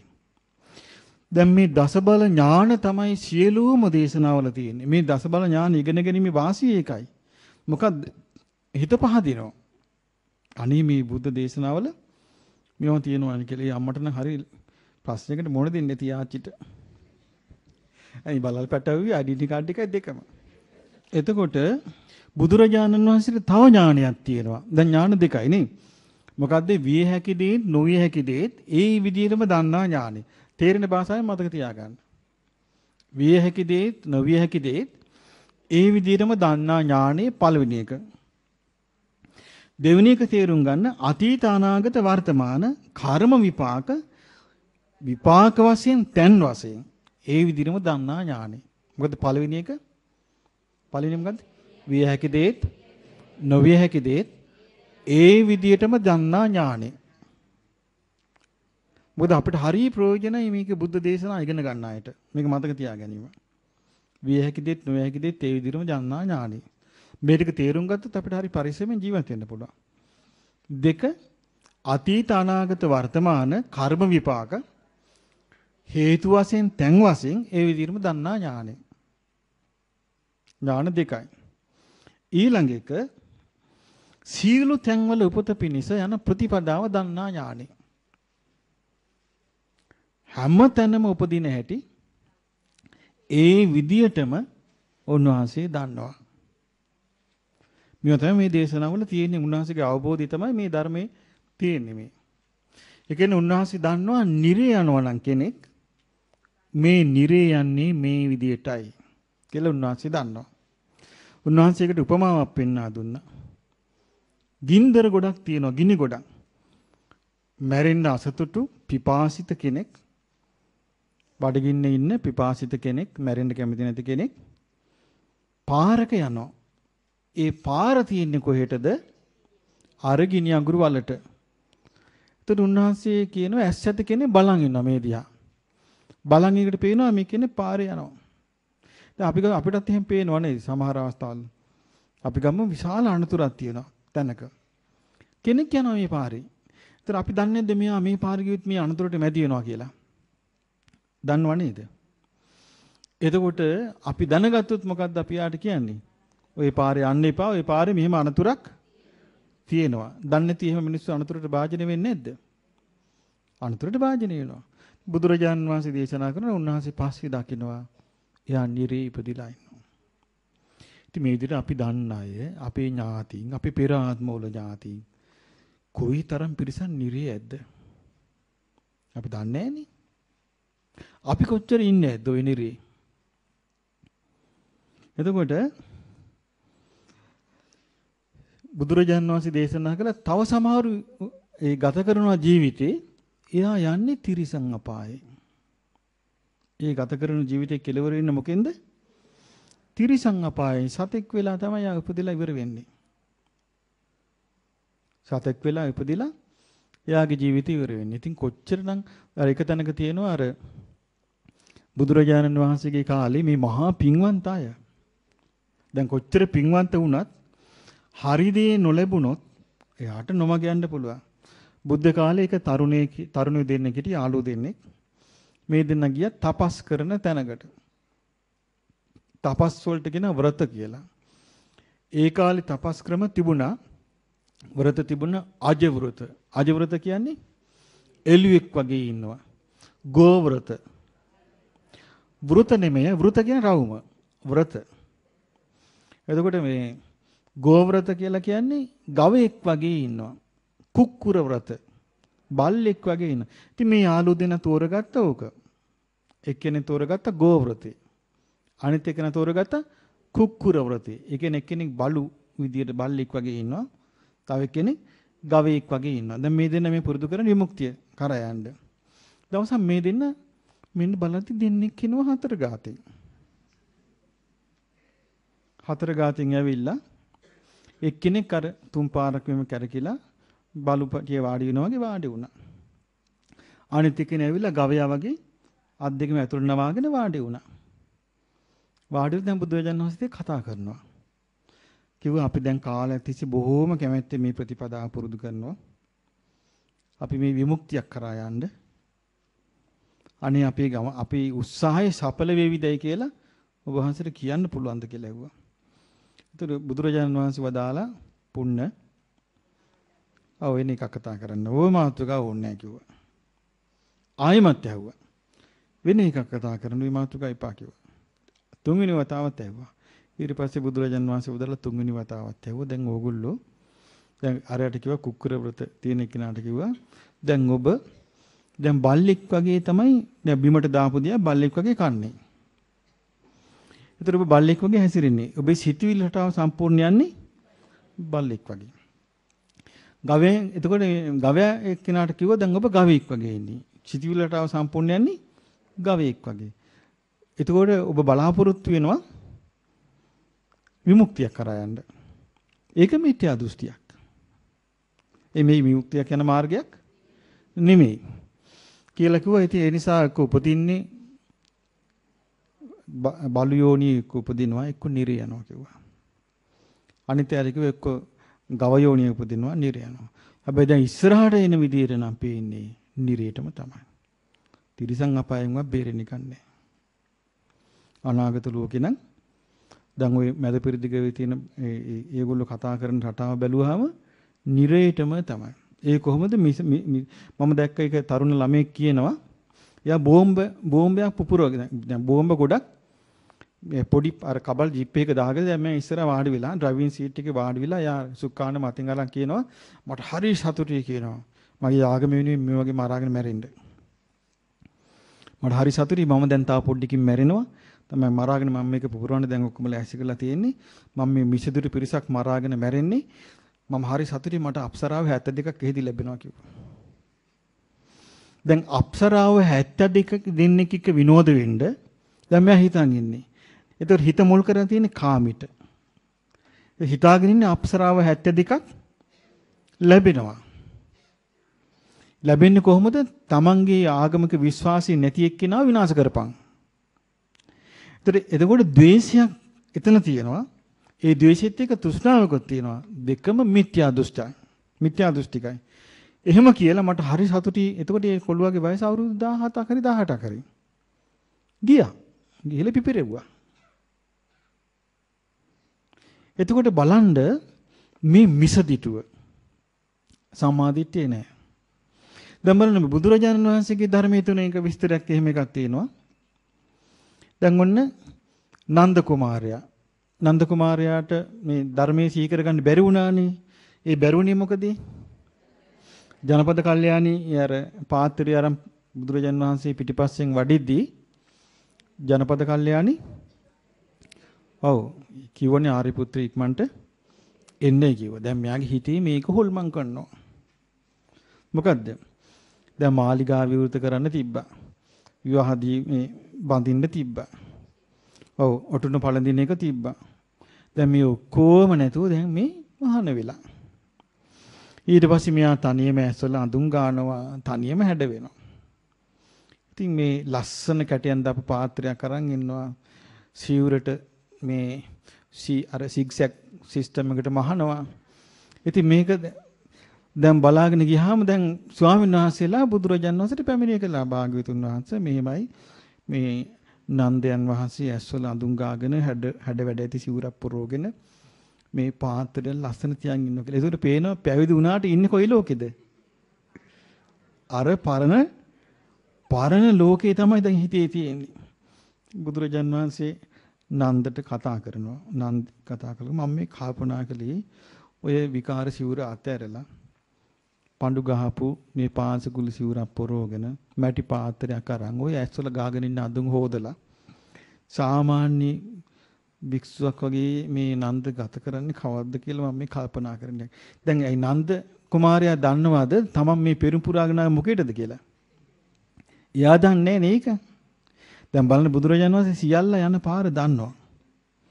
ඊට පස්සේ නන්ද ගියා. දැන් ආසාව තියෙන අර මේ මාලිගාවේ උටුන පැඳලා කවුද කුමාරි? ජනපද කල්යාණිත් එක්ක ලස්සනට ජීවිතය ගෙවන්නනේ. දැන් බුදුරජාණන් වහන්සේ මොකද කළේ? නන්ද කුමාරයා එහෙනම් නන්ද අපි ගමනක් යන් කියලා මොකද කළේ? අතින් අල්ලගෙන තව්තිසා දිව්‍ය ලෝකයට වැඩියා. තව්තිසා දිව්‍ය ලෝකයට වැඩියාම ඔන්න සක්දෙවිඳු දෙවිලෝ වන්දනා කරම මෙන්න දිව්‍ය අප්සරාව එනවා පොරකකා. පිරිස එනවා පිරිවර. මේ ඉන්නේ කාට වන්දනා කරන්නද? බුදුරජාණන් වහන්සේ වන්දනා කර හොඳට බැලුවා නන්ද කුමාරයා. හොඳට බලන්න කිව්වා නන්ද මේගොල්ලෝ දිහා. බැලුවා. පතුල් රෝස පාටයි. මේ ලස්සන දිවඟනලා. ඊට පස්සේ ආව නන්ද දිව්‍ය ලෝකෙදිම ඇහුවා. නන්දර මේ ජනපද කල්යාණී මුන්දෙලයි බැලුවොත් මේ වෙනස මොකද්ද? කොහොමද වෙනස කියලා ඇහුවා. අනේ භාග්‍යවතුන් වහන්සේ මුන්දෙලා ඉදිරියේ ජනපද කල්යාණී කවුද කියලා ඇහුවා. අන්න එතන තමයි උපමාවක් කිව්වේ. නන්ද ස්වාමීන් වහන්සේ උපමාවක් කිව්වේ. මොකද්ද? ඔව්.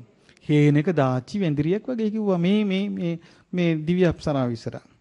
එතකොට බුදුරජාණන් වහන්සේ නන්ද ස්වාමීන් වහන්සේට උදල් නන්දය සීලේ ගුණයේ යෙදෙන්න ධර්මයේ හැසිරෙන්න මේ අප්සරාව 500ක් ඔබට ලැබෙයි කිව්වා. එතකොට අප්සරාව ලැබෙන ප්‍රතිපදාවක් එතන බොරුවක්ද හැබෑවක්ද? හැබෑවක්. එතකොට යම් කිසි කෙනෙක් ගුණධර්ම පිරුවොත් හරි විදියට දැන් බුද්ධ කාලේ එහෙම එකක් වුණා. එක භික්ෂුන් වහන්සේනම සීලමය ප්‍රතිපදාවකින් වාසය කළා. ධර්මයේ තුල වාසය කළා. භාවනා කර කර හිටියා. අපවත් වුණා. දිව්‍ය ලෝකේ උපන්න දිව්‍ය අප්සරාව ලැබිලා 100 ගාණක්. ඒ අප්සරාව බැලුවා දැන් මෙයා මේ දිව්‍ය රාජ්‍යයා මේ ඇස්සරලා බලන්නේ. ඇස්සරිය දැක්ක අප්සරාව ඇයවස් වහගත්තා. ඊට පස්සේ ඒ අප්සරාව ගිහිල්ලා මොකද කළේ? කන්නඩියක් ඇල්ලුවා මෝනට මේ බලන්න දැන් කියලා. බැලුවම කවුද? ස්වාමීන් වහන්සේ නෑ. දෙවියා ඉන්නේ. ඊට පස්සේ බුදුරජාන් වහන්සේට ගිහලා අනේ ස්වාමීනි මේ මලපිරීතිය වගේ පිරිසක් දැන් වට කරන් ඉන්නවා මාව. මට මේකෙන් ගැලවෙන්න ඕනේ කිව්වා. ධර්මය අවබෝධ කළා. ඒ වෙලාවේ බුදුරජාණන් වහන්සේ ධර්ම දේශනා කළා අවබෝධ කළා. දැන් එතකොට බලන්න ඒක නේද ඇත්ත විස්තරේ. එහෙනම් දෙවියන් අතරට යන්න මිනිස්සයාට අවස්ථාවක් නැද්ද? අවස්ථාවක් තියෙනවා. දැන් අපි සාමාන්‍යයෙන් ගම්මු කාලයක් තිස්සේ අපේ රටේ ඇහුවේ මේ දෙවි ලෝකෙ ගිහිල්ලා වැඩක් නැහැ. දෙවි කෙනෙක් කියලා වැඩක් නැහැ. පින් කරන්න බෑ එහෙමනේ. අපි සාමාන්‍යයෙන් සාක්කියක් ගමු අපිට පැහැදිලි සාක්කියක්. දන්න දෙවි කෙනෙක් ගැන.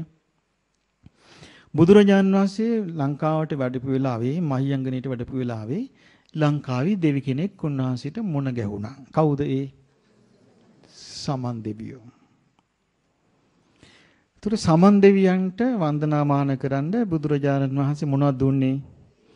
කේස ධාතු දුන්නා. එතකොට එහෙනම් දෙවියෝ කේස ධාතු අරගෙන මහියංගනේ සෑයේ බැඳි නැද්ද?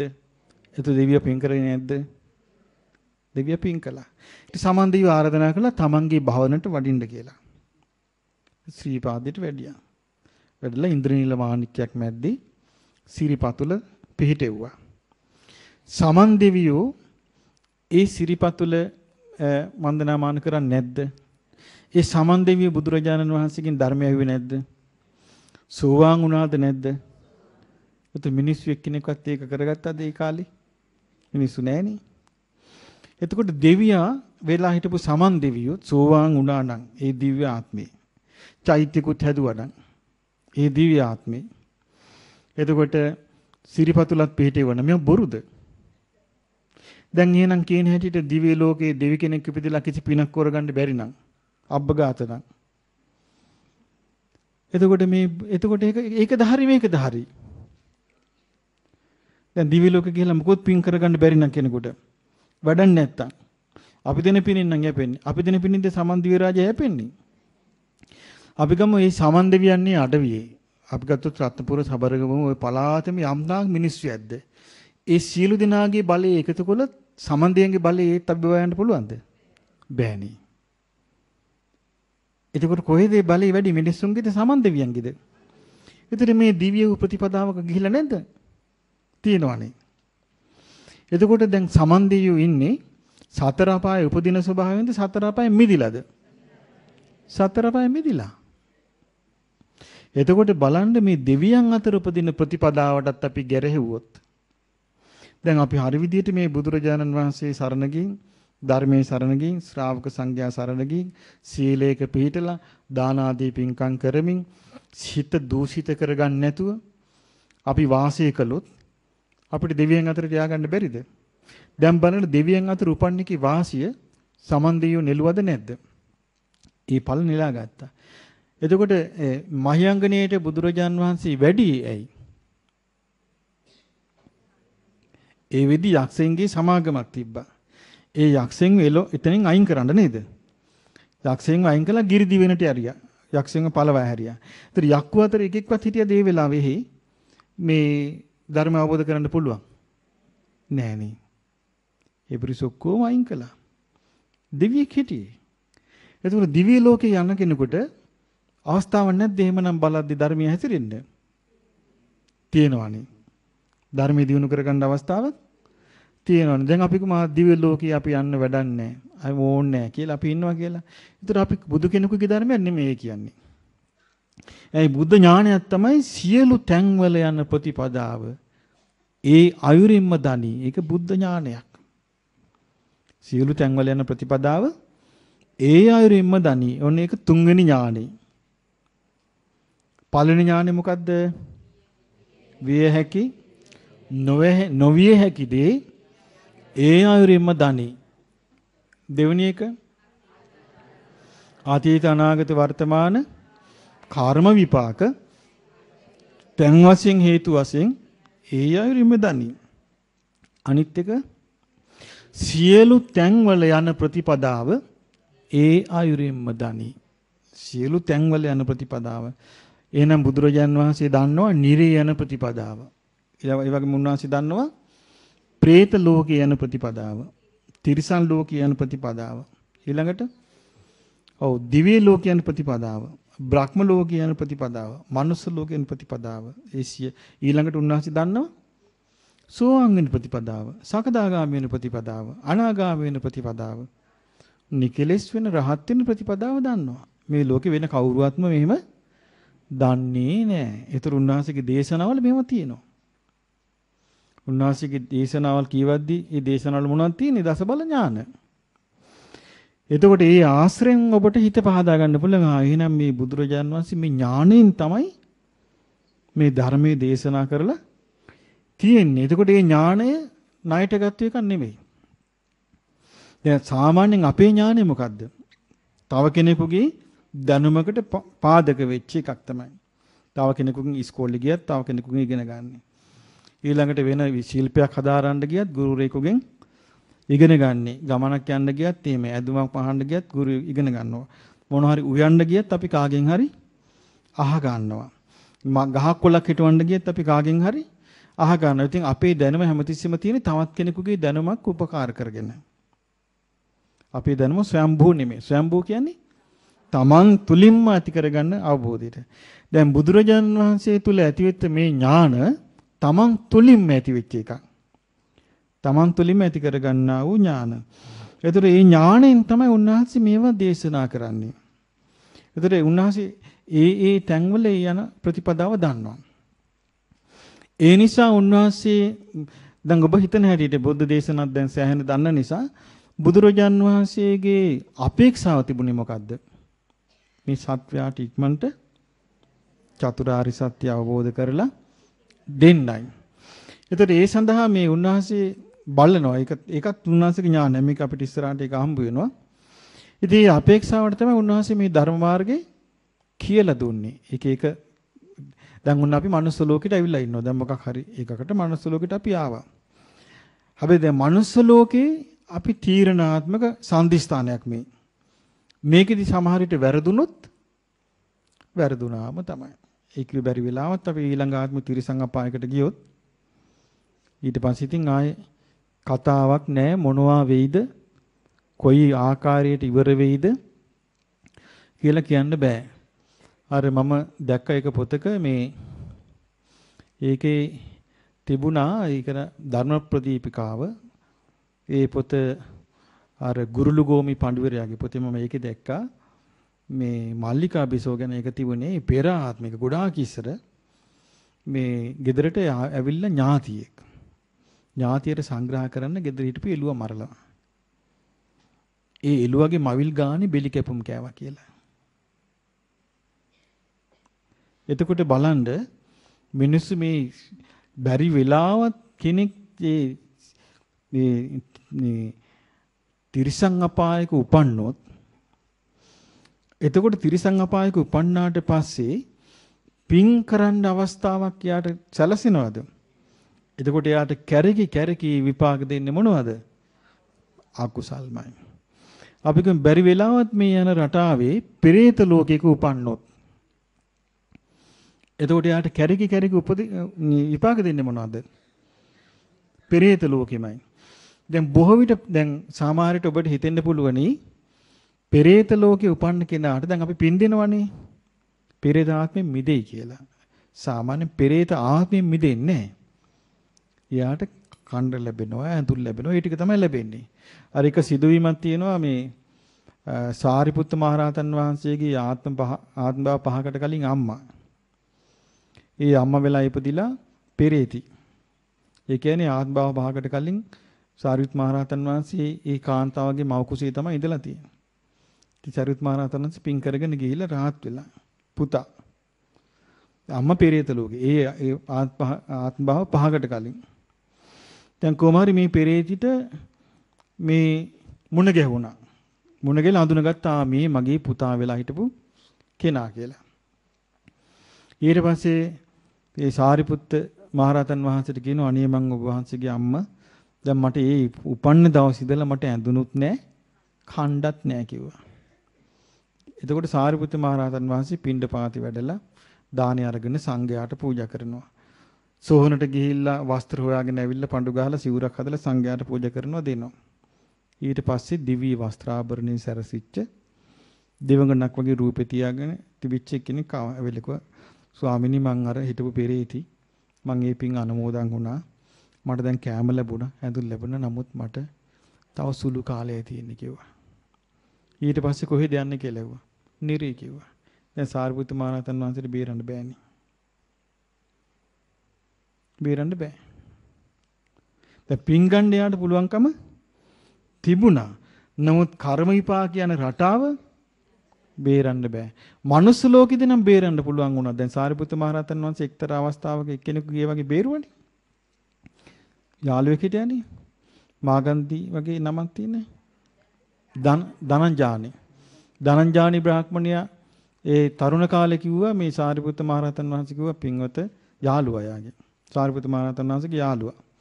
කොහොම මේ ධර්මයේ පොඩ්ඩක් ඒ පැත්තට නැඹුරු වෙලා ඔය බණ දහම් ආදී පුරුදු කරොත් හොඳයි නේද කියලා ඇහුවා. අනේ මට මේ කාලේ ඌවා කරන්න බෑ මං ඉතින් ඔය පුළුවන් හැටියට ජීවත් වෙනවා කිව්වා. දැන් මෙයා මරණසන්න වුණා. මරණසන්න වුණාට පස්සේ දැන් මෙයා ඉක්මනට පණිවිඩයක් ඇරියා සාරිපුත්ත මහරහතන් වහන්සේට වඩින්න කියලා උන්වහන්සේ වැඩියා. වැඩියන් පස්සේ කිව්වා මේ දැන් කොහොමද? අනේ මට ගිනි දැල් පේනවා කිව්වා. අද කොච්චර ගිනි දැල් පේනවද මිනිස්සුන්ට අපි දන්නේ නැහනේ. ඒ කියා ගන්නත් බෑනේ. අනේ මට ගිනි දැල් පේනවා කිව්වා. ඊට පස්සේ කිව්වා ඔය පේන්නේ නිරේ කිව්වා. ඔය නිරේට වඩා හොඳයි කිව්වා තිරිසං අපාය. කියනවා එතකොට අර ගිනි දැල් පෙනිලා නැතුව ගියා. දැන් අන්ධකාරයි කිව්වා. ඊට වඩා හොඳයි කිව්වා පෙරේත ලෝකේ. ඊට පස්සේ මෙයාගේ පෙරේත ලෝකෙට හිත ආවා. ඊට පස්සේ මනුස්ස ලෝකෙට, දිව්‍ය ලෝකෙට, කොහොම බ්‍රහ්ම ලෝකෙටම හිත ගෙනිච්චනේ. බලන මනුස්ස ලෝකේ එතකොට බ්‍රහ්ම ලෝකෙට හිත ගෙනිල්ල බ්‍රහ්ම ලෝකෙ පිහිටවගෙන හිටිය හිත ඊට පස්සේ ඒ ධනංජානි බ්‍රාහ්මණය මැරිලා බඹල උපන්න. සාරිපුත්ත මහ රහතන් වහන්සේ විහෙරට වැඩියාම බුදුරජාණන් වහන්සේ මොකක්ද ඇහුවේ? සාරිපුත්ත ඇයි ධනංජානි එතනින් නැවැත්තුවේ කියලා. ඇයි සාරිපුත්ත මහ රහතන් වහන්සේට නෑ අර ඥානේ සියලු තැන් වලට යන ප්‍රතිපදාව. ඒ ආකාරයෙන්ම දන්නේ කවුද? බුදුරජාණන් වහන්සේ විතරයි. ඒ බුදුරජාණන් වහන්සේ එතන වැඩ හිටියනම් චතුරාර්ය සත්‍ය දකින්න. එතකොට බලන්නේ ශාස්ත්‍රුන් වහන්සේගේ ස්වභාවය අපි හොඳට තේරුම් ගන්න ඕනේ මේකෙන්. එතකොට බුදුරජාණන් වහන්සේගේ ඥාන තුනක් කිව්වා. ඒවා මතක තියාගන්න. සාමාන්‍යයෙන් අපිට ඒක මතක තියාගත්තොත් හරි ප්‍රයෝජනයි. ඊළඟ ඥානෙ තමයි අනේක ධාතු නානා ධාතු ලෝකං යථා භූතං පජානාති. මේ නානා ධාතු ස්වභාවයෙන් යුතු ලෝකය ඒ ආකාරයෙන්ම දකිනවා. එතන මේ ලෝකේ එකම ස්වභාවයෙන් යුක්ත නැහැ. නානා ධාතු ස්වභාවයෙන් යුක්තයි. එතකොට මේ ලෝකයට මොකද්ද සාමාන්‍යයෙන් අපි කියන්නේ නානත්ත්‍ය කාය නානත් සංඤී. ඒ කිව්වේ ශරීර වලිනුත් වෙනස්. අදහස් වලිනුත් වෙනස් ලෝකයක් තමයි මේ තියෙන්නේ. එතකොට මේ ලෝකේ තිරිසන් ලෝකේ ඒ പ്രേත ලෝක ආදී තව ලෝක තියෙනවා ඒකත්ත කාය ඒකත්ත සංඤී. ශරීර වලිනුත් එක වගේ. අදහස් වලිනුත් එක වගේ. තව ලෝක තියෙනවා ඒකත්ත කාය නානත්ත් සංඤී. ශරීර වලින් එකයි. අදහස් වලින් වෙනස්. සමහර ඒවා තියෙනවා ඔව් ඒ නානත්ත් කාය ඒකත්ත සංඤී. ශරීර වලින් වෙනස් අදහස් වලින් එකක්. ඉතින් මේ ඔක්කොම මේ ලෝක ස්වභාවයේ ඒ වගේ ස්වභාවයන් ගැන නානා ධාතු ස්වභාවයෙන් යුතු ලෝකේ උන්වහන්සේ දන්නවා. දැන් මේ උන්වහන්සේ දකින්න දන්න ලෝකය අපිට ගෝචරද? අපිට ගෝචර නෑ. ඒ හේතුව ඒ ඥානෙ නෑනේ ලෝකේ කාටවත් දෙන අයට. උන්වහන්සේගේ තිබෙච්ච ඒ ඥාන ශ්‍රාවකයෙකුට නෑ.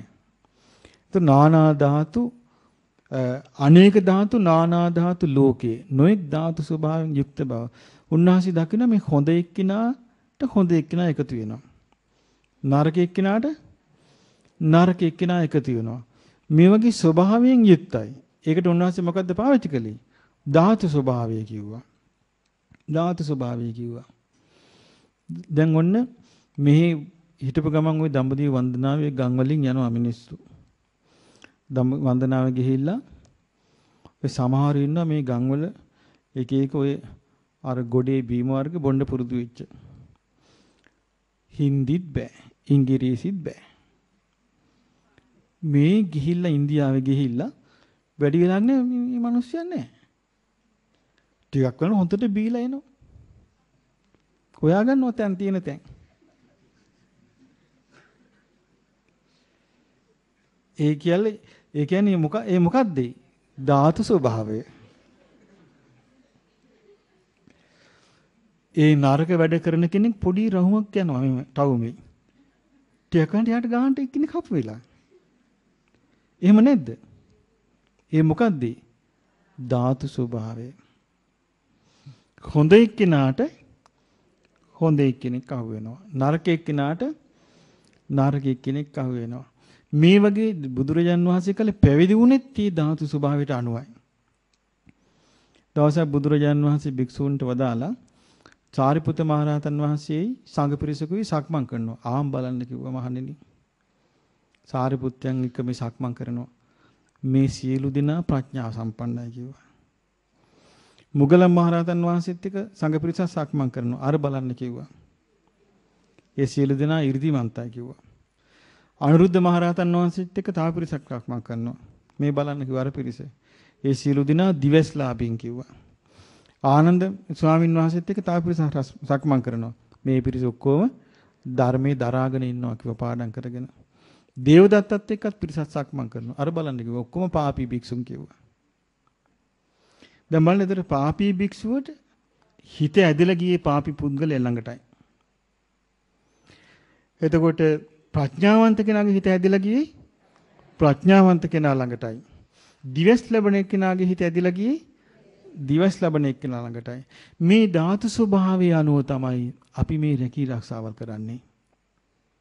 ගොඩක් අය රැකී රක්ෂාවල් කරන්නේ ධාතු ස්වභාවය අනුව. ඒ කවුරුත් දන්නේ නැහැ ඉතින් ඒක කොහොමද මේ ධාතු ස්වභාවය හිතාගෙන ඉන්නේ වෙනින් එකක්. ඊට පස්සේ වෙන්නේ වෙනින් එකක්. කරන්නේ ඉගෙන ගන්න වෙන විශයක් කරන්නේ වෙන රසාවක්. එහෙම වෙන්නේ නැද්ද?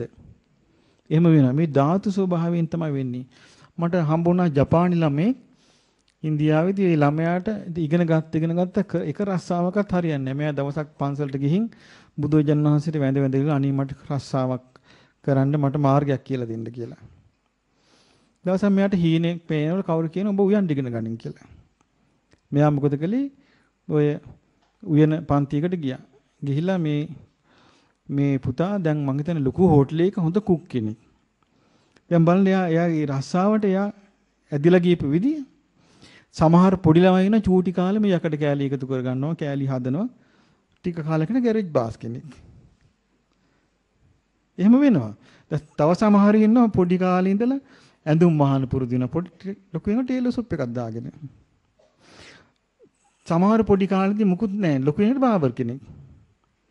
වෙන්නේ නැද්ද මේවා? ඒ හැම එකටම අපේ ක්‍රියාවල් වලට මේ ධාතු ස්වභාවයේ බලපානවා. මේ ධාතු ස්වභාවය කොච්චර බලපානවද කියන්නේ බුද්ධ කාලේ බුදුරජාන් වහන්සේ කාලේ සාරිපුත්ත මහරහතන් වහන්සේ ළඟට එක පොඩි නමක් පැවිදි වුණා. සාරිපුත්ත මහරහතන් වහන්සේ ළඟ. දැන් සාරිපුත්ත මහරහතන් වහන්සේ ඒ කාලේ ඉතින් පැවිදි වෙන හැමෝටම දෙන්නේ අසුබ භාවනාවනේ ඉස්සල්ලාම. ඉතින් කෙස්ලොම් නේදත් සම්මාස් අර මල්ල දිගහැරලා බලනවා වගේ මල්ල ලෙහෙලා බලනවා වගේ බලන්න කියලා සතිපට්ඨානේ තියෙන විදියට උගන් දැන් මේ ස්වාමීන් වහන්සේ භාවනා කරනවා ඒක මොහොතක් ඒ අරමුණ හිතට ගන්න බෑ. දැන් සාරිපුත්ත මහරහතන් වහන්සේ එක එක ක්‍රමයකට කියලා දෙනවා. ඒත් බෑ. 3 මාසයක් මුළුල්ලේ වෙහෙසෙනවා ප්‍රතිඵල නැහැ. ඊට පස්සේ බුදුරජාණන් වහන්සේ ළඟට එක්කන් යනවා. බුදුරජාණන් වහන්සේ මොකද කියලා ආයෙන්න කියලා රත්තරන් පාට මලක් මවලා දෙනවා. මේ මල දිහා බලාගෙන ලෝහිතකම් කියලා මෙනෙහි කරන්න කියනවා. මෙනෙහි කරනකොට මොහොතින් හිත එකඟ වුණා. බුදුරජාණන් වහන්සේ ධර්මයේ කිව්වා රහත් ඵලයටපත් වුණා.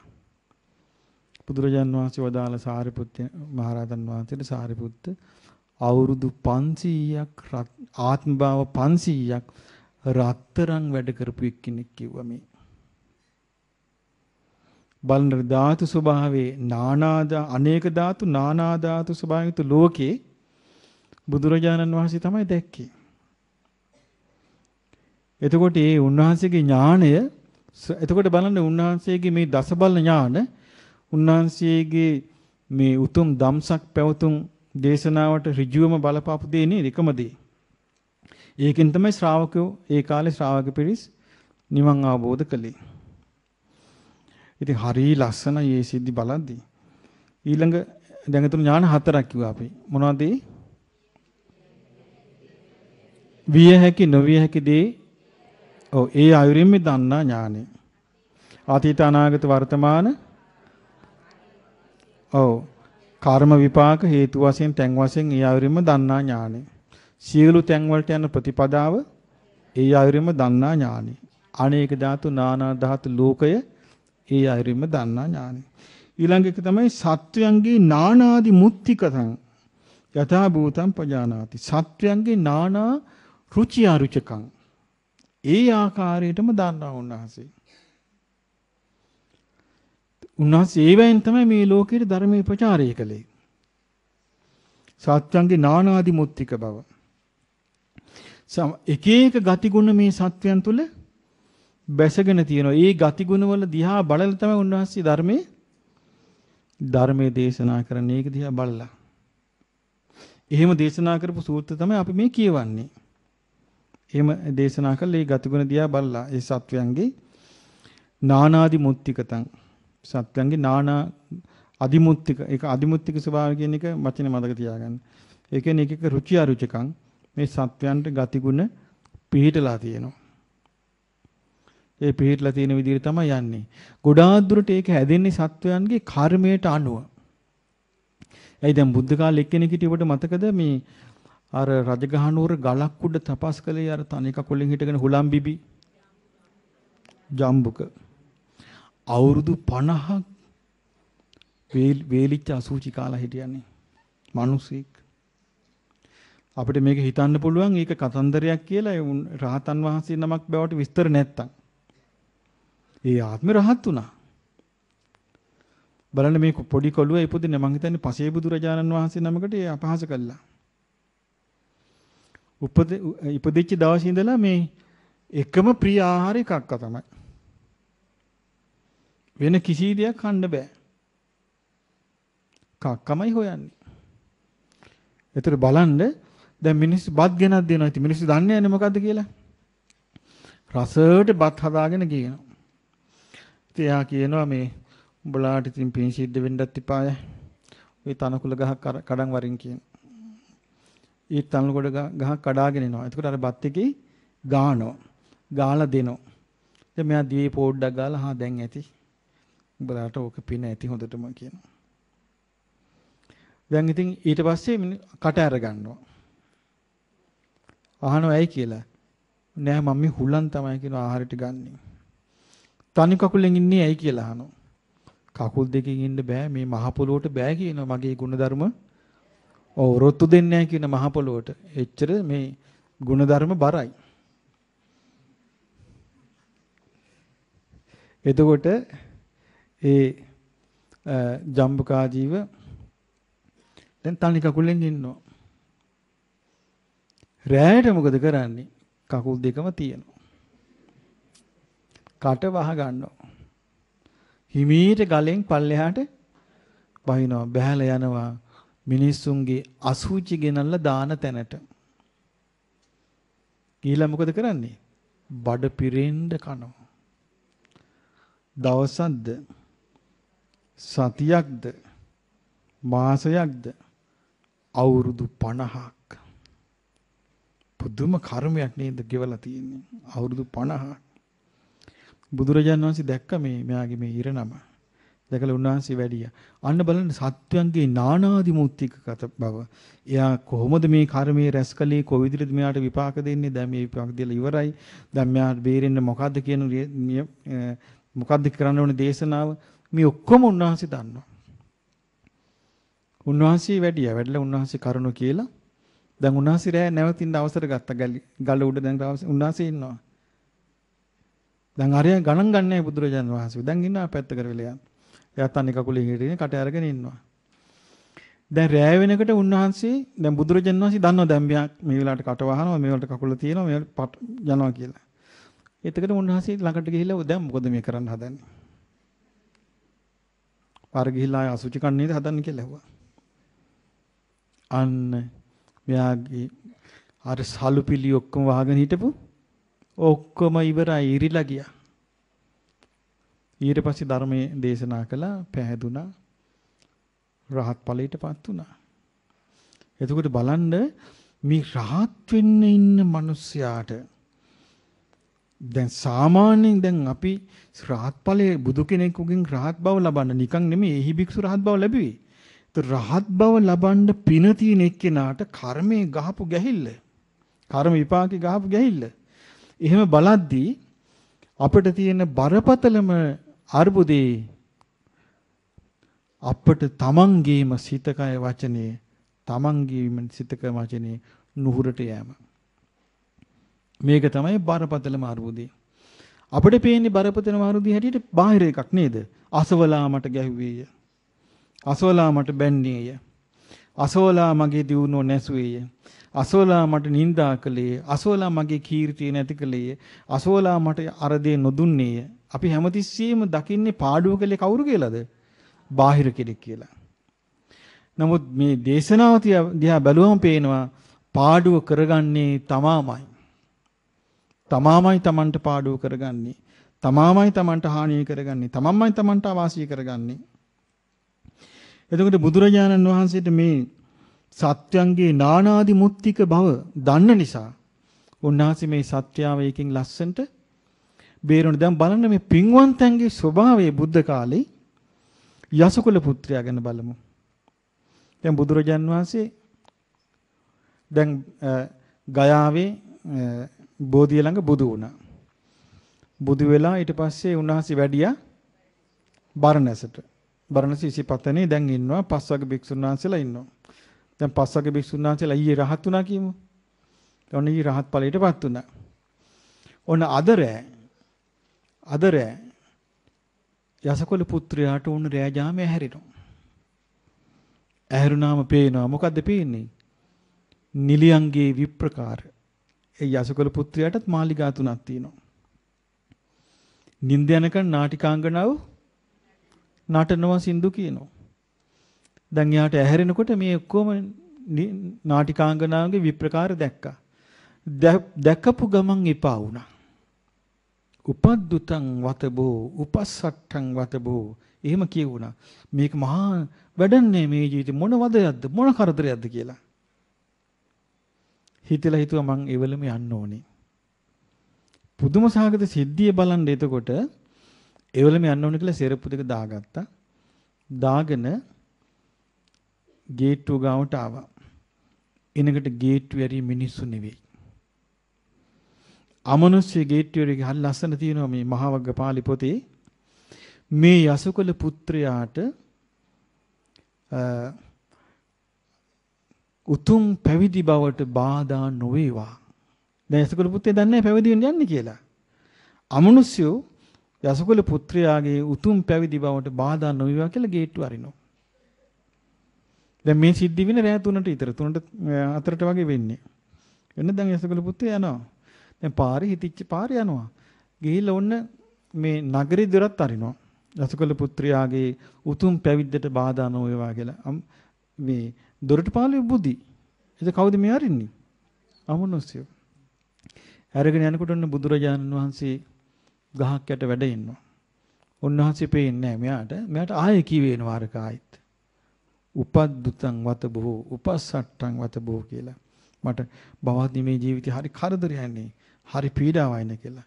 ඒක බුදුරජාණන් වහන්සේ කියනවා යස මං ගත කරන ජීවිතයේ කිසි කරදරයක් නැහැ.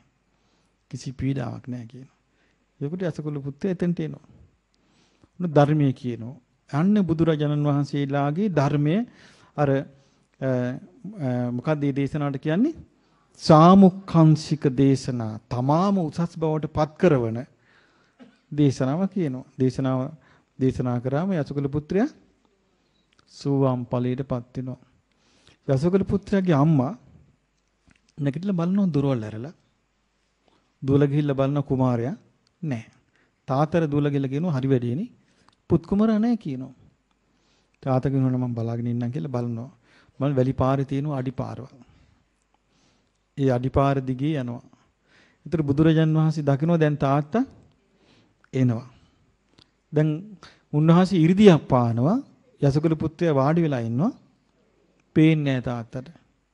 තාත්තා විලහන මේ ස්වාමීනි මගේ පුත්‍රයා මේ පැත්තෙන් ගියාද කියලා. කියනවා මේ ගෘහපතිය වාඩි වෙන්න මම ඔබට ධර්මය කියන්නම් කියනවා. සාමුක්ඛංශික දේශනාව කරනවා. එතකොට අර සාමුක්ඛාසික දේශනාව කියන චතුරාර්ය සත්‍ය. සෝවාන් ඵලයටපත් වෙන තාත්තා. පත් වෙනකොටම යසකොල පුත්‍රයා රහත් ඵලයටපත් වෙනවා. නමුත් රහත් වුණාට තාම ගිහි. බුදුරජාන් වහන්සේ ඉරිදී ආතාරිනවා. පුතා ළඟ තාත්තට පේනවා.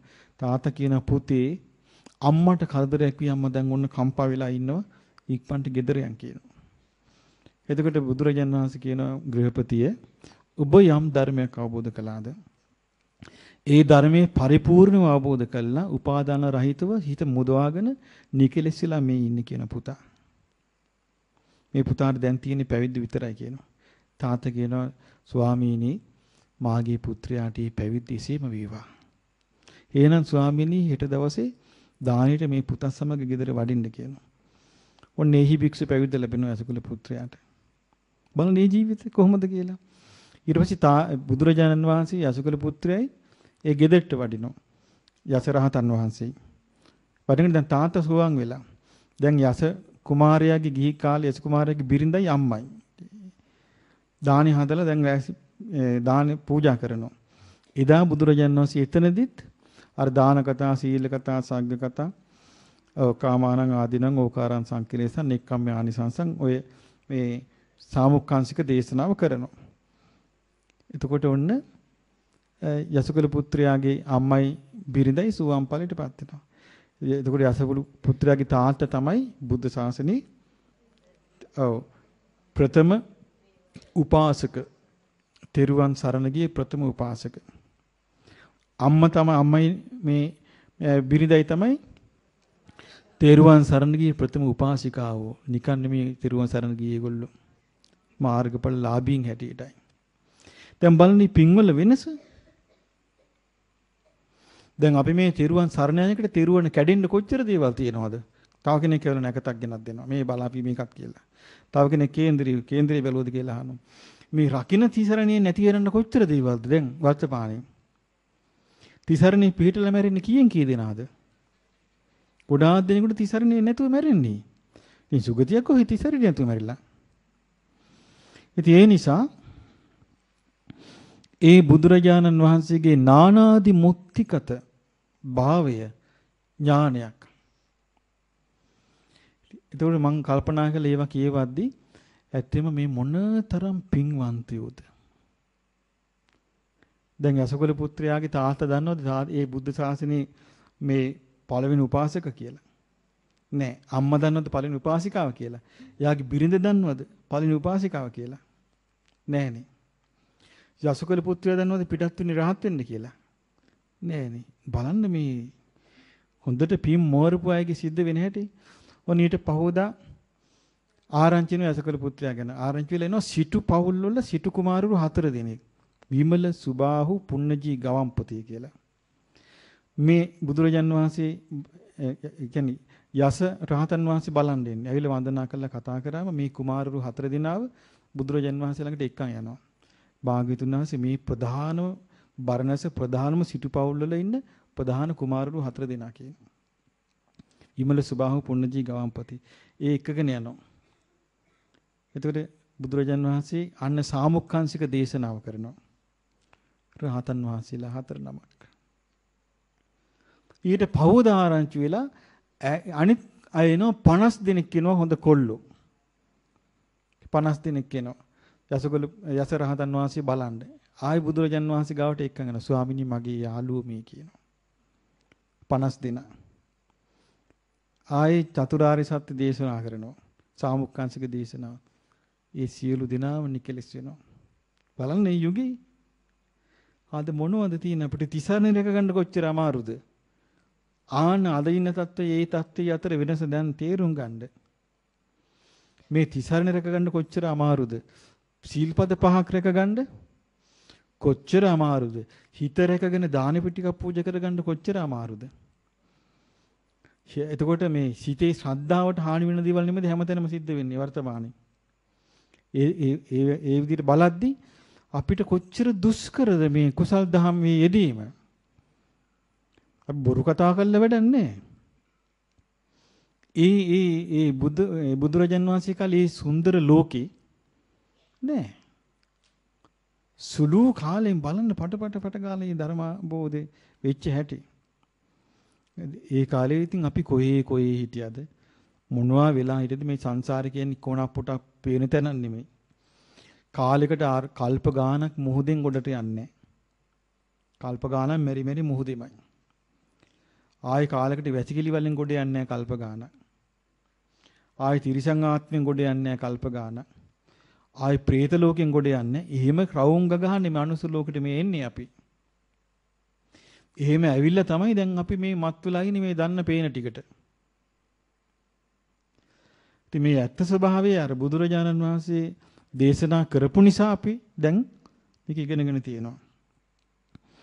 ඉතින් ඒ නිසා මේ උන්වහන්සේගේ නානාදි මුක්තිකත සත්වයන්ගේ නානාදි ඒ සත්වයන් ඒ සසර පුරුදු කරපු රටාව හොඳට පේනවා බුදුරජාණන් වහන්සේට කෙනෙක් දකින්නකට.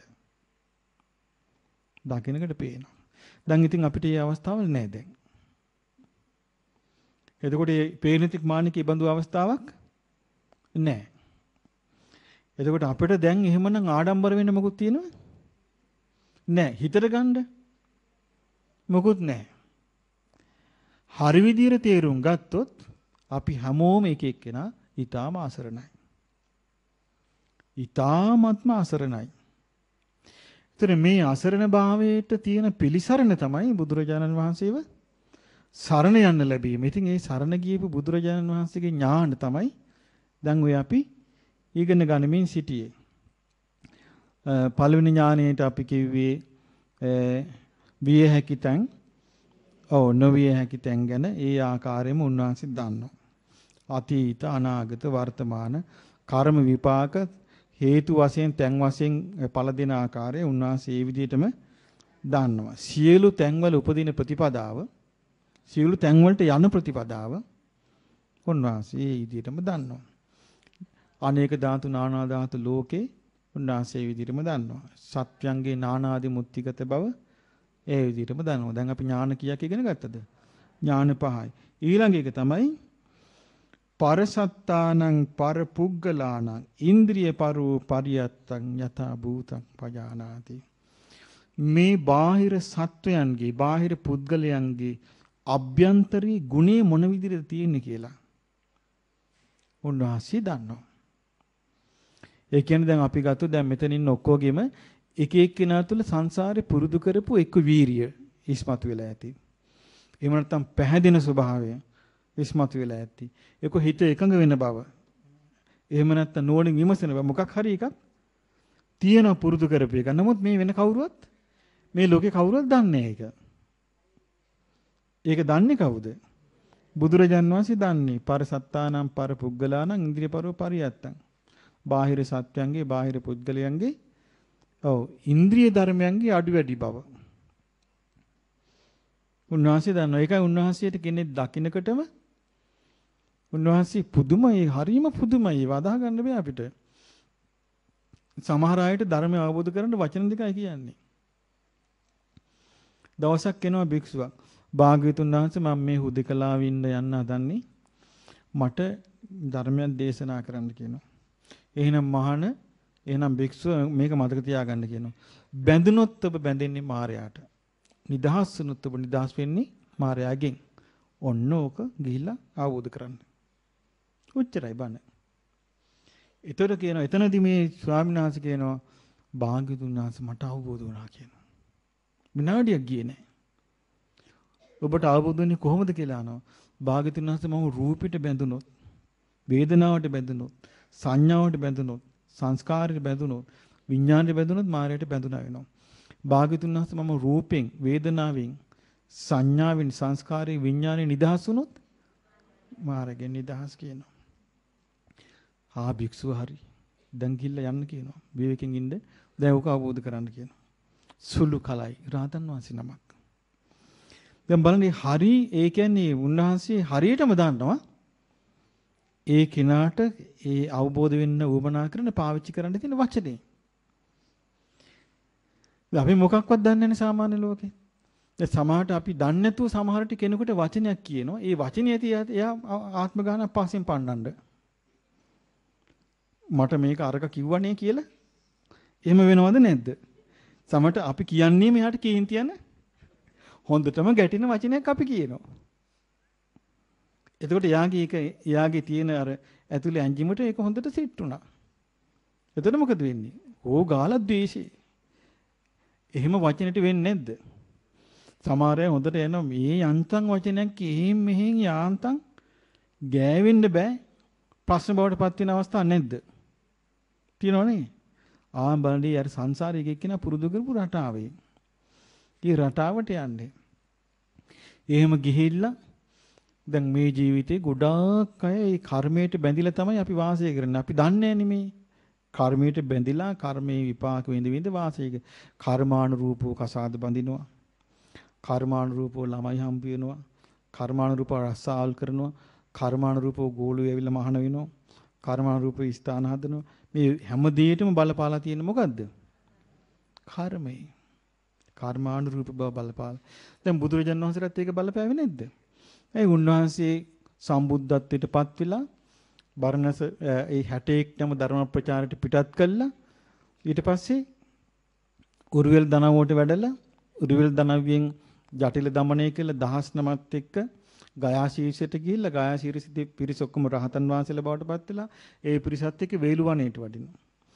රජගහ නුවරට. රජාණන් වැඩියෙන් පස්සේ මෙන්න එනවා.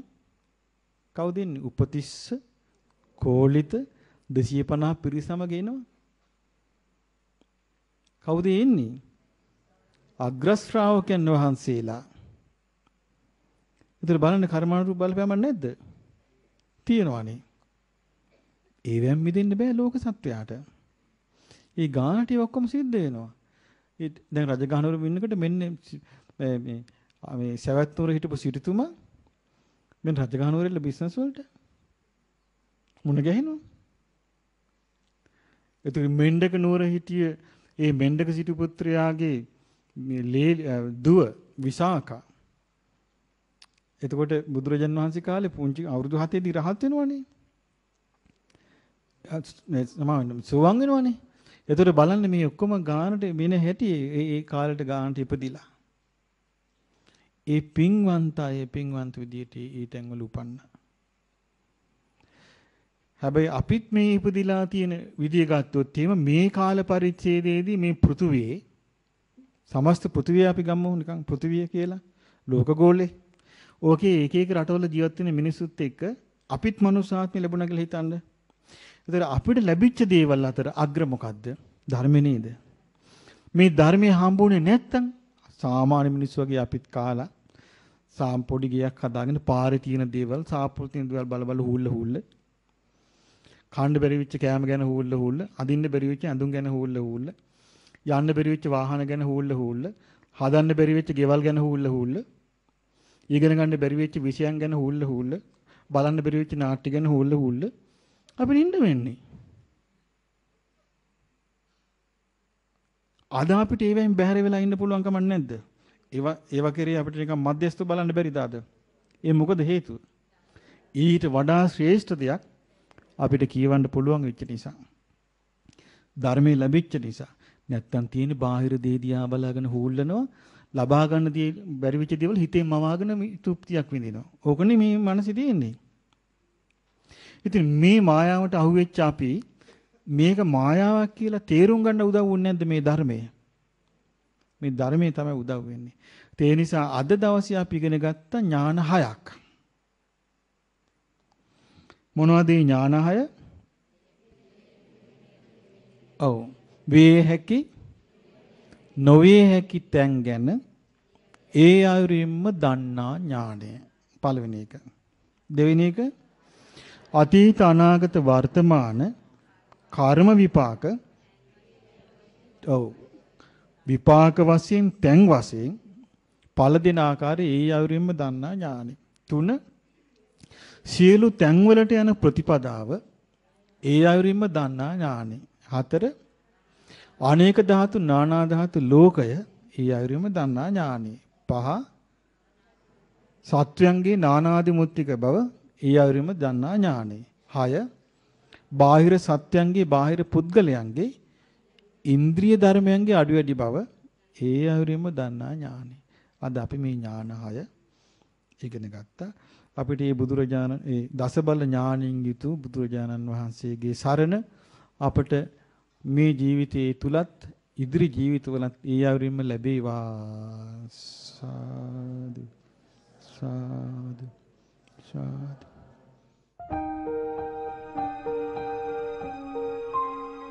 දම් සිහනද සදහම් වැඩසටහන සඳහා ඔබටත් දායකත්වය ලබා ගත හැකියි. විමසීම් 0112 571 471 සහ 071 32 32 88 87